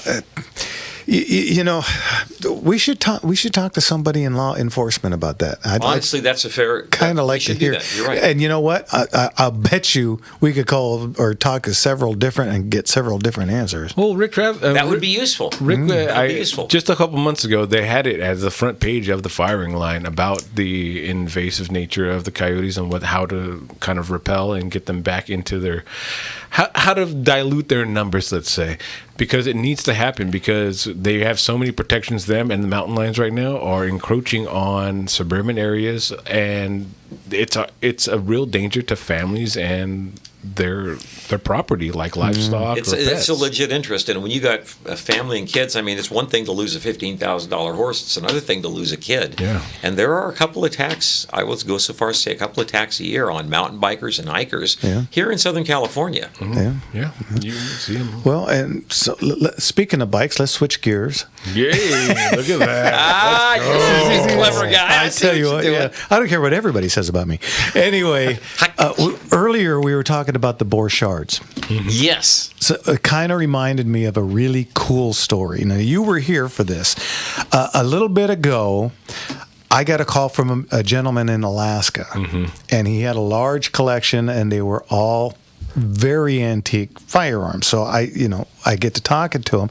It turns out his great-great-grandfather in 1902 is in Seattle, and he's a 7-8-year-old runaway, and he's trying to pickpocket people. So he walks up behind this gentleman and he tries to pick his pocket, and the guy catches him and turns him around and says, "What do you think you're doing?" Da-da-da-da. And the guy felt bad for him. Now, this guy's name was Weiss. Turns out to be Harry Houdini. Hello. Whoa. Now, Mr. Weiss, a.k.a. Harry Houdini, he teaches this young guy the art of locksmithing. So this guy, as he grows up, he gets a job. He's working as a locksmith. He goes up to Alaska during the big Eureka, The gold rush. and he is the only locksmith up there. Ooh. So people would, of course, they've got goods and they want to lock these goods. So they would come in with, firearms right off the frontier. Whoa. And, I need this lock. What do you give me? And so they sent us, I think it was 5 or 6 of these huge boxes. I'm not talking cardboard. No. They're like crates. And in these were 1860 Henrys, 1866 Winchesters, 1873s. Oh, my word. I mean, everything, the Winchester, what's the split one? The Kennedy. I'm drawing a blank now. It's so part of getting old. Sorry. Some early, Remington pistols.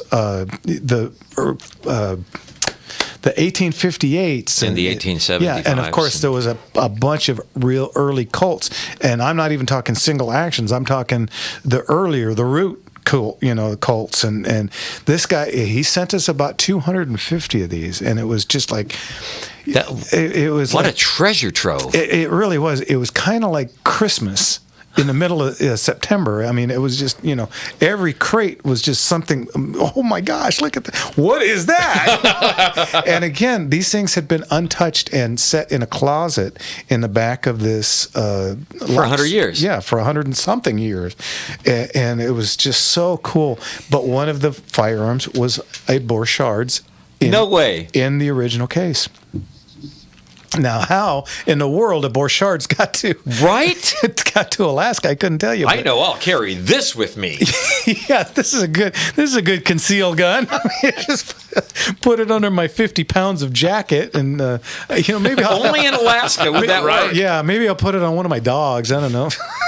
Anyway, man, yeah, how this is the kind of stuff that's being around the shop. It's every day. You just don't know what's wonder. Really. Yeah, I mean, not to quote the guy on Pawn Stars, but every day you just never know what's going to come in. Yeah, when you see someone walking through those doors with something in a case or in a bag, and you're just like, what do we have here? Most normal shops deal with Glocks and Springfield XDs and Smith & Wesson M&Ps. Man, you are so far past that. Yeah, when we get stuff like that usually goes up to the Azusa store, and then it just gets sold as what they are. But when we get the really cool stuff, they come over to the collection I've been promising to tell you guys about, I still can't, because the gentleman in question that's got them, that wants us to get them, he's in his 80s and he got pneumonia, and so that put us off, and then he got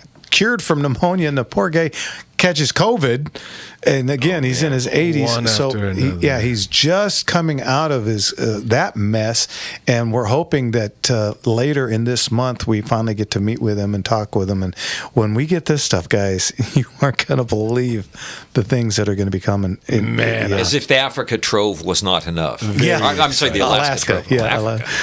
Very excited. Missed it by that much. Over there on Rumble, Kirk put up rarest Colt single action Army revolver caliber. Rarest? Boy. Well, boy. 44 Henry is a real rare one. They actually made them in 44 rimfire. That's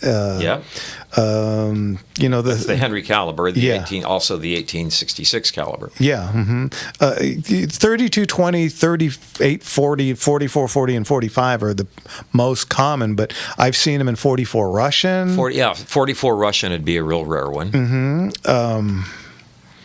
Trying to think what else. The Enfield. They chambered some for Enfield. In 476. Okay. Well, they just because I'm throwing it out there, early experimental cartridges were 44 Smith & Wesson American, 32 Colt, and 44 Smith & Wesson Russian. Yeah. That's what he was just saying. Yeah. So I'm just... Yeah, I always... interesting that they never made one in 45 Schofield. Although you can shoot a 45 Schofield in a 45 Colt. British 450 Boxer. Yeah. There you go. Look at that. That's pretty dang rare. We had a 1903 bolt-action rifle with British Lend-Lease proof marks on it in the last auction that went for a small fortune. And of all things, the gentleman that was the high bidder is in England. Oddly enough. Yeah, go figure. That was a pretty cool little deal. I've been in contact with him because he's trying to line up, because we don't have an exporter's license.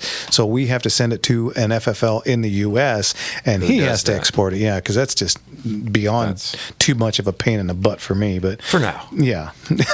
You'll have your wing. You'll become the next Bannerman. Well, we'll see. But in the meantime, we're trying to locate him one. But he's real happy, can't wait to get it. And I don't know how he's going to. This puts another question in my head because back and forth across the ocean, the Lend-Lease, the World Wars, and that sort of thing. One of the coolest pistols I have is I have a Colt News Service, which was shipped to England in 1914. It's engraved to a Lieutenant Faversham in the Royal Fusiliers or some such a thing, stamped and dated. It was rechambered for the British round, for the Webley round, and then came back to the United States and was chambered again for 45 Colt. That's the kind of stuff that I love. What you got? Something like that. Well, let's see. Not so much Lend-Lease, but one that came in yesterday is, the Colt Banker. Yes. Little 38 Banker. Very scarce, very rare, and very expensive. We got one that was given to a police chief with his, it says PD badge number 4. So, this guy started the police department. pretty much, and it comes with a Colt letter stating that it went to the police department of I can't remember off the top of my head, but whatever police department he was with, that it went to that agency. What did you guys coin last week? It sells better with a letter. Yeah, absolutely. That's neat provenance. Just about everything that came in yesterday, he brought in 24, 25 pieces, and almost all of them have Colt letters. So he had done his due diligence. Yeah. Yeah, so very cool. Are these going to be in December? Or? Yes, they are. Yes, they are. That was the final straw. December is 100% closed, yeah. In fact, we're already working on the flyer now, and we're about halfway through the catalog. Keep on moving, man. Keep on surging forward. That's it. So we are now booking for February. Oh, and it's filling up fast. Yeah, it is. It is. It's like everything, yep. Trying to figure out. Uh-oh. Do I hear trouble? Hard. And there's nothing much left of me. Whoa. We'll be right back. Yeah, we will.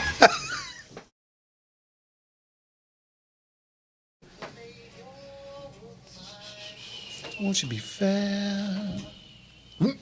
So won't you be fair? Life moves fast. Staying strong, focused, and clear-headed isn't always easy. That's why the same company that brings us Relief Factor has developed something brand new. Think Factor. Think Factor is made to help you think clearer and perform. Fred wants to know, the Vietnam War, I believe our soldiers used M16s. Were there problems with the M16? That is an oft-told story for a whole bunch of reasons. We are always talking about early engineering, and this was a novel breakthrough design with a whole bunch of newness to it, and those poor guys were the beta testers. Yeah, there was... it wasn't even so much the firearm as much as it was the DuPont powder in the Remington 223. It was spec'd for a different powder, but the Army already had a contract. And we're talking about powders for the gentleman who wanted to get back into cowboy shooting, right? Different powders have different characteristics, and they biffed it by applying the wrong powder to the gun. Yeah, so that's when the forward assist came along, because the firearm wasn't doing well, and this is all thanks to, I believe his name was McNamara. McNamara is the guy that pushed it into production. Yeah, and then he had a gang with him called the Whiz Kids. Who were anything but. Yeah, they were more cheese whiz than... the cheese whiz kids. Yeah. Oh, man. So... And they marketed it as a self-cleaning rifle. Yeah. And then put it in one of the harshest environments known to man. Yeah. Whole bunch of problems. And then because guys were coming back complaining about them, the civilian market just nosedived, and Guns and Ammo magazine, trying to bolster sales, came up with a catchphrase that to this day we're still dealing with. Assault weapon. Yeah. That came about because of guys at Guns and Ammo magazine trying to bolster sales, trying to make the gun sound better than it was.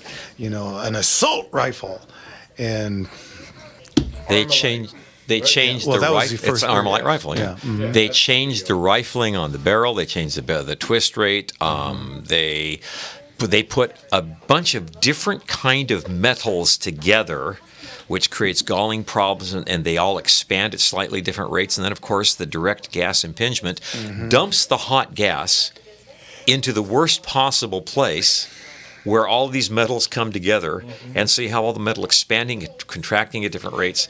It took them a while to get it sorted out. It's very sorted out now. Yeah. Real fast, Epi-Stig, Generation 3 Glocks are able to be sold in California. For now. For now. You can still find off-roster Glocks as long as they've been owned or owned by a police officer. You can have them transferred, but nothing above, nothing out of Beyond Generation 3. And they're trying again. The machine gun switch bill will make Glocks illegal in the state. Are you having a run on Glocks? Not yet, but I did bring that up at the last auction, and I was kind of surprised that we were getting as much or more than you could buy them new. Yeah. Yeah. So. Hendo, I love my M60. Nothing like the sound of full auto. Yeah. Latest headlines on our website, am870theanswer.com.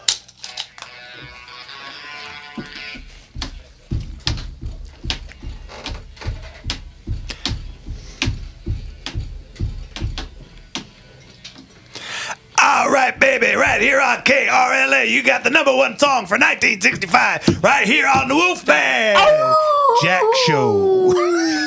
Baby! Welcome back, everybody, to Gunslingers right here on The Gunslinger Syndicated Radio Network. That's right, baby, right here on the Wolfman Jack Show. Let's get to Ed over in Riverside. Ed, how you doing? Evening, Ed. I'm doing pretty well today, thank you. How about you all? Now, you know my story. I'd bitch, but who'd listen? 50,000 people on your radio show. What's going on, Ed? What can we do for you? Well, I thank you for that little history lesson on the Moro War in the Philippines. I was not that much familiar with General John Pershing. Mm-hmm.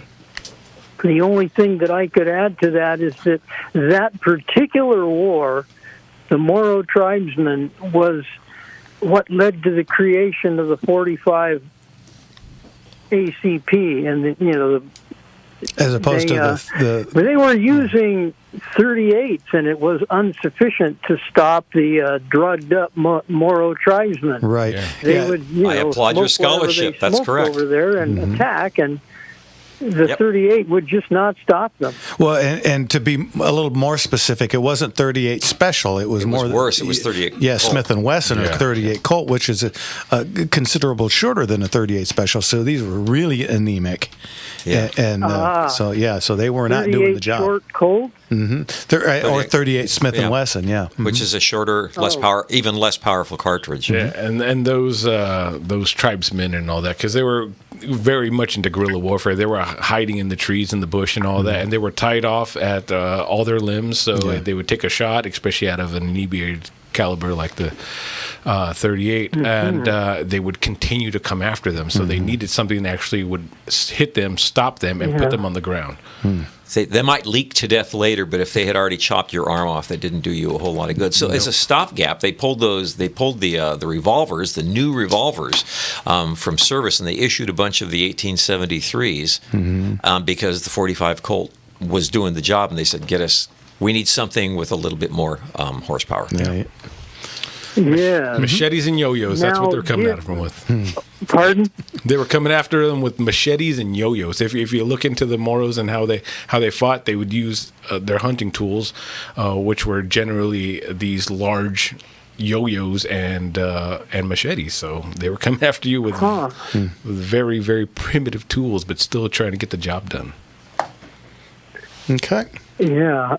So when did the 38 Special come into Jimmy, look it up. Look that one up. It's wanna around the turn of the century. You can Yeah. tell from the size of the case and the flange around the base that that is about the time that we were going from black powder to modern smokeless Yeah. powder. So the turn of the century is a good look. And 38 Smith & Wesson is a little larger diameter than the 38 Special, so you cannot put a 38 Smith & Wesson into a gun that will hold a 38 Special. So It brought up the band. what's that? It brought up the band 38 Special. Well, you know, So Ed, they had the 38 Special available at that time, but they were using these smaller, more underpowered cartridges. correct. 1898. That's interesting. Yeah. Introduced in 1899. Well, More keep powerful. in mind again, this was the 38 Smith & Wesson, and everybody wanted Smith & Wesson. So. Yeah, name branded. Right. Even back then. All righty. But isn't the full name of the 38 Special the 38 Smith & Wesson Special? I think so, but again, it is to a 38 Smith & Wesson what 357 Magnum is to a 38. That's a fair comparison. Yeah. Right. Okay. So yeah, it's about a third larger or longer in the case than the Smith & Wesson Special or blah blah blah. Yeah. You get my point. Yeah. Get to the end of the show. I'm getting But tired. again, that has a lot to do with how the 45 was developed and why. At least why it was brought into the military. Anyway, Ed, thanks for the call as always. All right. Thank you. We'll talk to you. Very good. Bye-bye. God bless you, Ed. Yeah, and I'm sorry. It says improved stopping power. I guess the 38 Special was also used in stopping the Philippines and stopping people in the Philippines as well. So combined 45 and 38 Special. Yeah. Then let's get to Rick in Redondo. Rick, what can we do for you? Hi, guys. Jeff, congratulations to you and Kathy on your 45-year anniversary. Oh, amen. Thank you, sir. Thank you, sir. That's a badge. Well, like so many other callers who thank you for this show and for the services you provide, I also wanted to offer my dittos to you guys. Oh, thank you very much. And a couple of months back, I received my records report from the California Department of Justice, and on that automated firearms system record report, I can see my first purchase from July 1977, Wow. and almost everything bought since then. But my two questions are, how is this not a registry? And secondly, what might I do with some of the other items that I have that do not show up on that list? Very interesting question. Well, I can tell you what California wants you to do. I don't know. Yeah. You know, I mean, California obviously wants to know where everything is, and if calling it a registry would be pretty much calling it exactly what it is. That's what's the nice way to say that. And the worst part about this so-called registry is when you sell a firearm, even if you do it through a dealer in a private party transfer, that gun always sticks to your name. registry. Yeah, it never goes away off of your name. So now I got a question for you. How did you get that?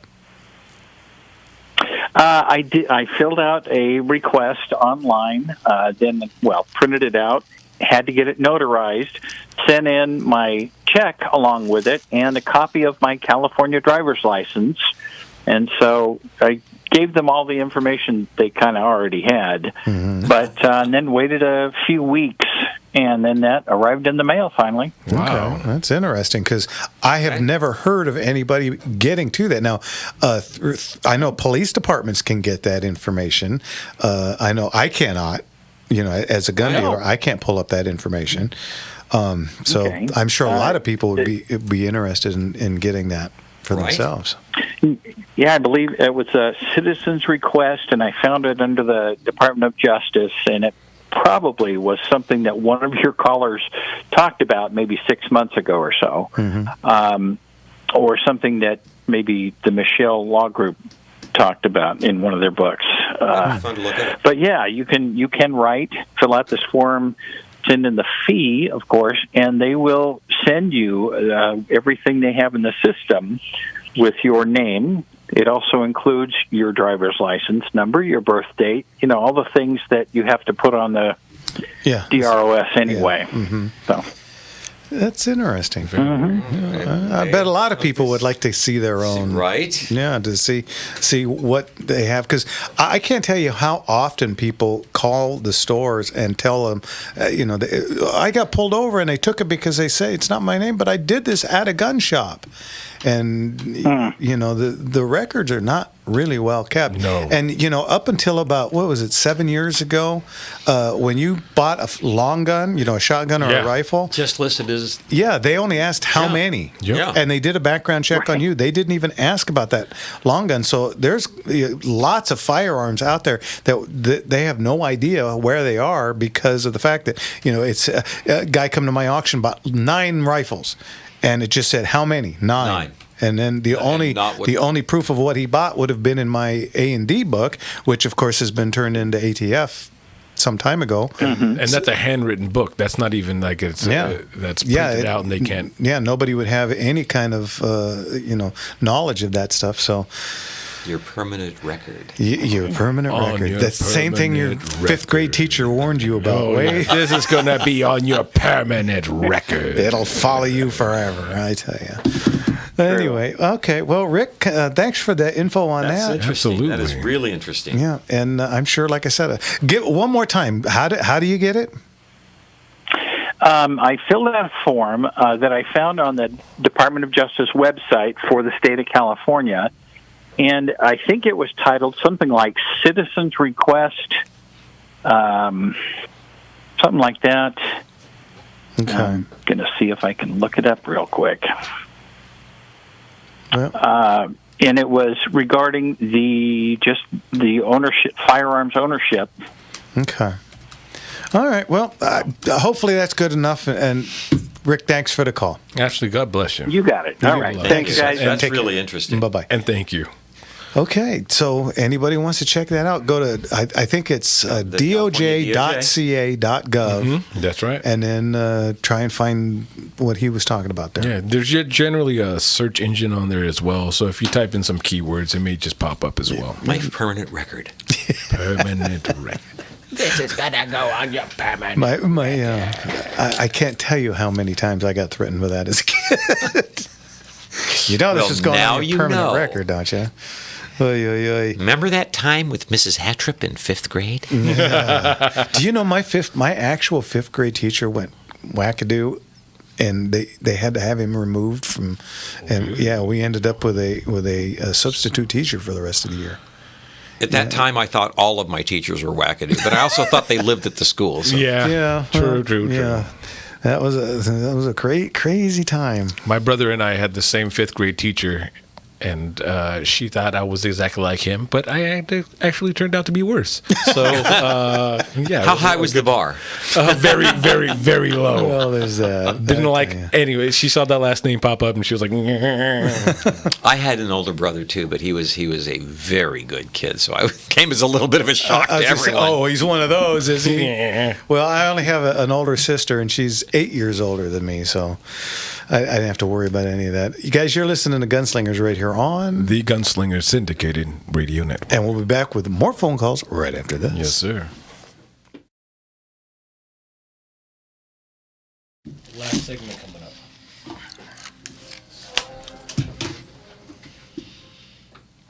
Hey, it's Jeff from Gunslinger Gun Shops and Auctions. Do you have or know of a gun collection, be it 1 gun or 1,000 guns, looking to be sold? Let me help you. I've been in business here in California 28 years. We got Robert in L.A. wants to talk about a 1903 Colt with 3-digit number. Yowza. And, of course, we got Brent from L.A. Awesome. So we'll jump into Robert quick, and then we'll close out with Brent. Hey, Ricky from Ohio says congratulations on your anniversary. Oh, thanks. Thank you, sir. God bless you, sir.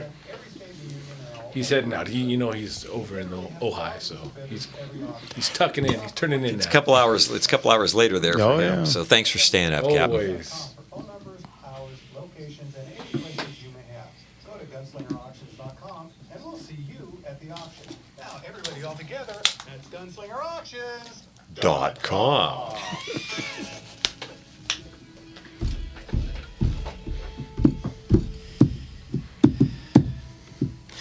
I may not always love you, As long as there are stars above you. What a great song. Jeez.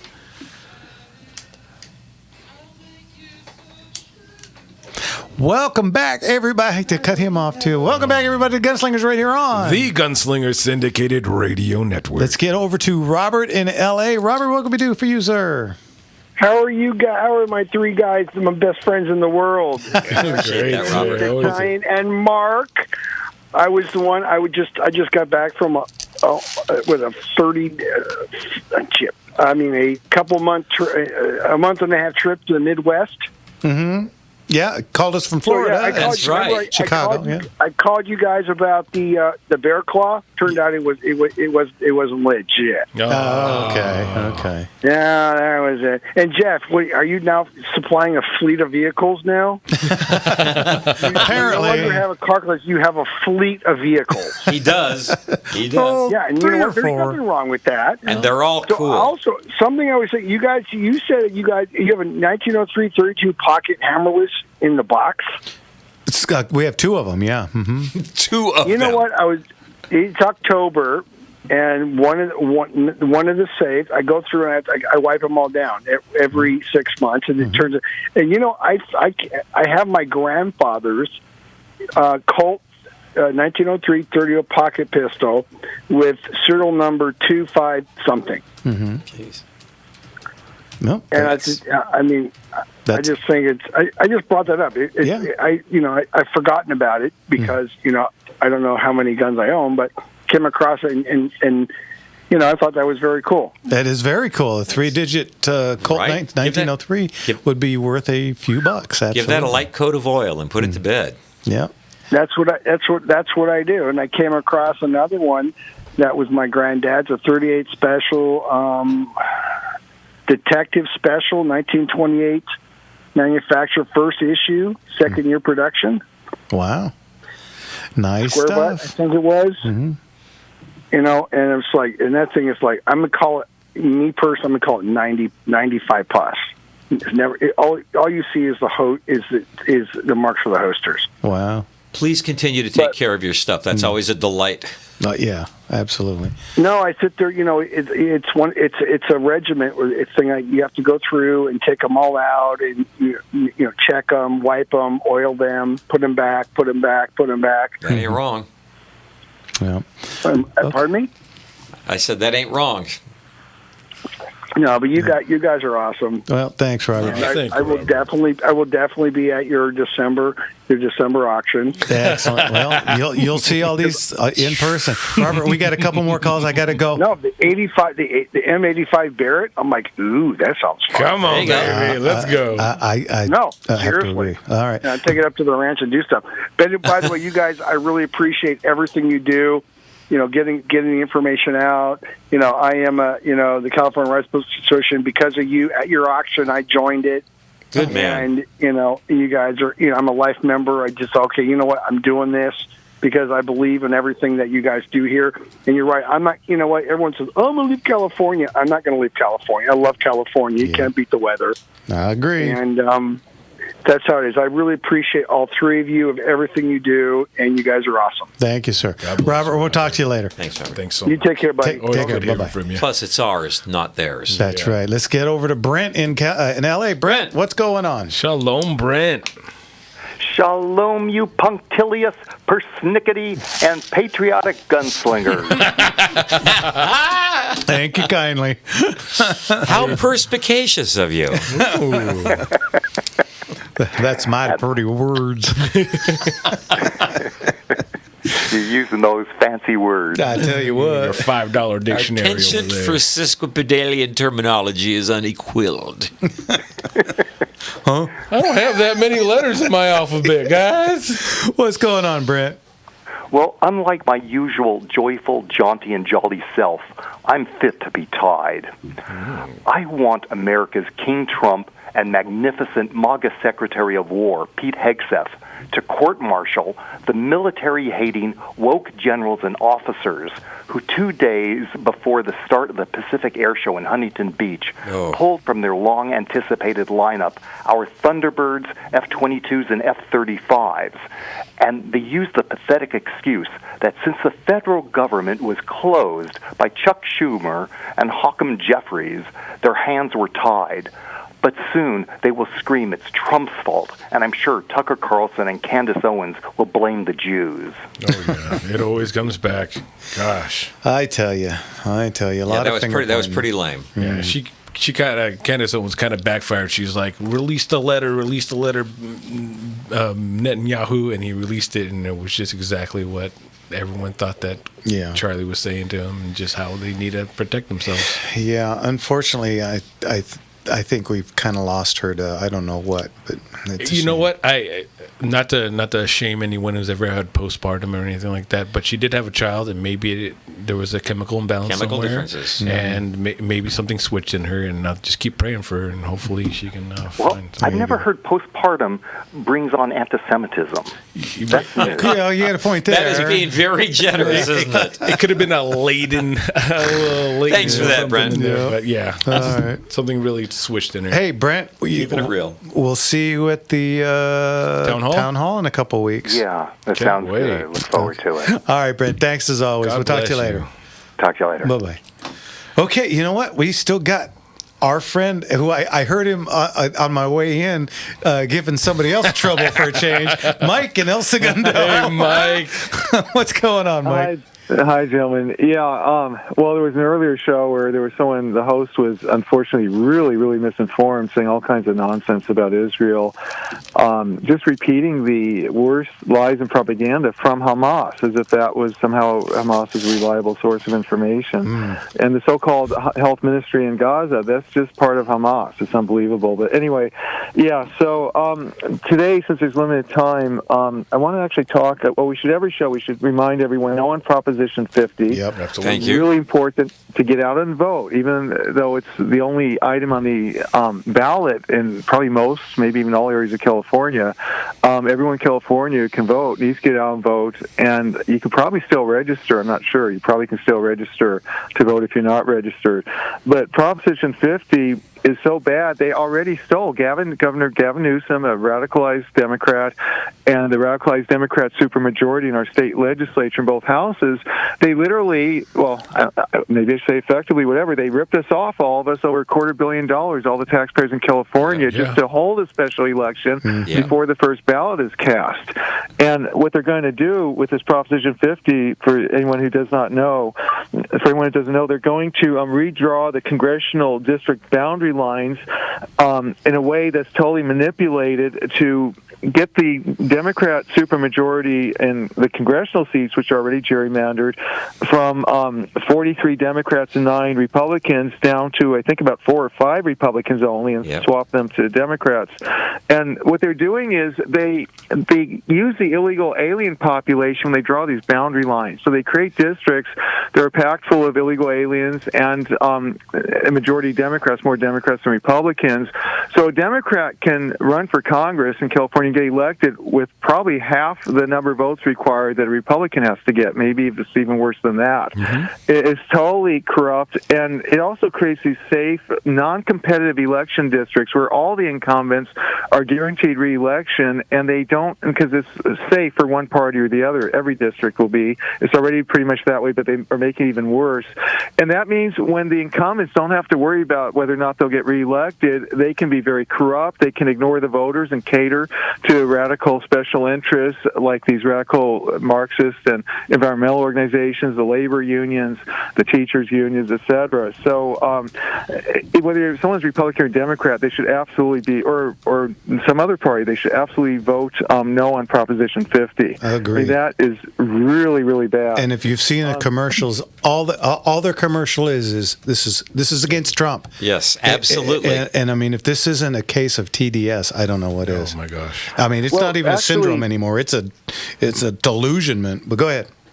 Yeah, thank you. Actually, what they're doing is they got the people so brainwashed. It's kind of like Pavlov training the dog. Every time you ring the bell, he'd get some food, and then you don't give him the food. You ring the bell, the dog still salivates. So they basically brainwashed through fake educations, corrupt teachers and college professors, and corrupt news media, fake news. They brainwashed a lot of people in this country that they're ringing the Democrats ringing the bell is just saying Trump, Trump, Trump, and it's full of total unbelievable lies. They've used such extreme hate. The Democrat Party has totally weaponized hate and made it integral in their propaganda that even Goebbels, Hitler's chief propagandist, would probably blush over it or congratulate the Democrats at the job and effectiveness that they've been able to do. It's just incredible. And the Democrat Party has gone totally off the rails. They're a communist party. They don't even try to hide that anymore. They're trying to do everything they can to destroy property rights at every level of government, city, state, and federal level. LA City literally confiscates people's apartment buildings. They put them in something called REAP, where the city tells the tenants, don't pay the landlord rent anymore, send it to the city, and by the way, we've reduced your rate, so here's your new amount. So what they'll do is find either real or phony made-up code violations on the buildings, and then even if they're real violations or if they're phony, say you have to do this list of things, they don't give the landlord enough time to do it, then they put into the so-called REAP program, think of it as the Grim Reaper, I don't recall what the exact letters stand for, and then they end up basically forcing landlords into losing the buildings because now they don't have the money from the rent they need to fix the building or hire a lawyer to fight it. And from what I've heard, LA City has a huge portfolio of real estate they've effectively stolen this way through the REAP program over the years. Mike, we're coming to the end of the show. We got to go. As always, great call. And Okay, we'll I'll talk to you next week. Okay, bye-bye. Thank you very much. Bye. Take care. Okay, everybody take a breath. He's got so much good to say, and he has to get it out there. Mike, you need your own show. I'm glad we can give him a little bit of time. I would listen. Yeah, absolutely, right? With a minute to go. Yeah, okay. You know what? I'm going to say it, too. Happy anniversary, buddy. Well, thank you, sir. And Thank you I know kindly. you have some doctor stuff coming up. Good luck with that. So Thank you anybody out kindly. there's got a spare prayer, please send it Jeff's way. I mean, Appreciate it. nothing else there, but just make sure the man's okay and stays with us. Yeah. All right, guys. We're done. Holy cow. Wow. This went fastest 2 hours in radio, 2 folks. hours in radio. Don't forget to smile. It's just little curves. That's a lot of things straight. Guys, we'll see you next week. Love you guys. Take care. We'll see you. Goodbye. God bless you.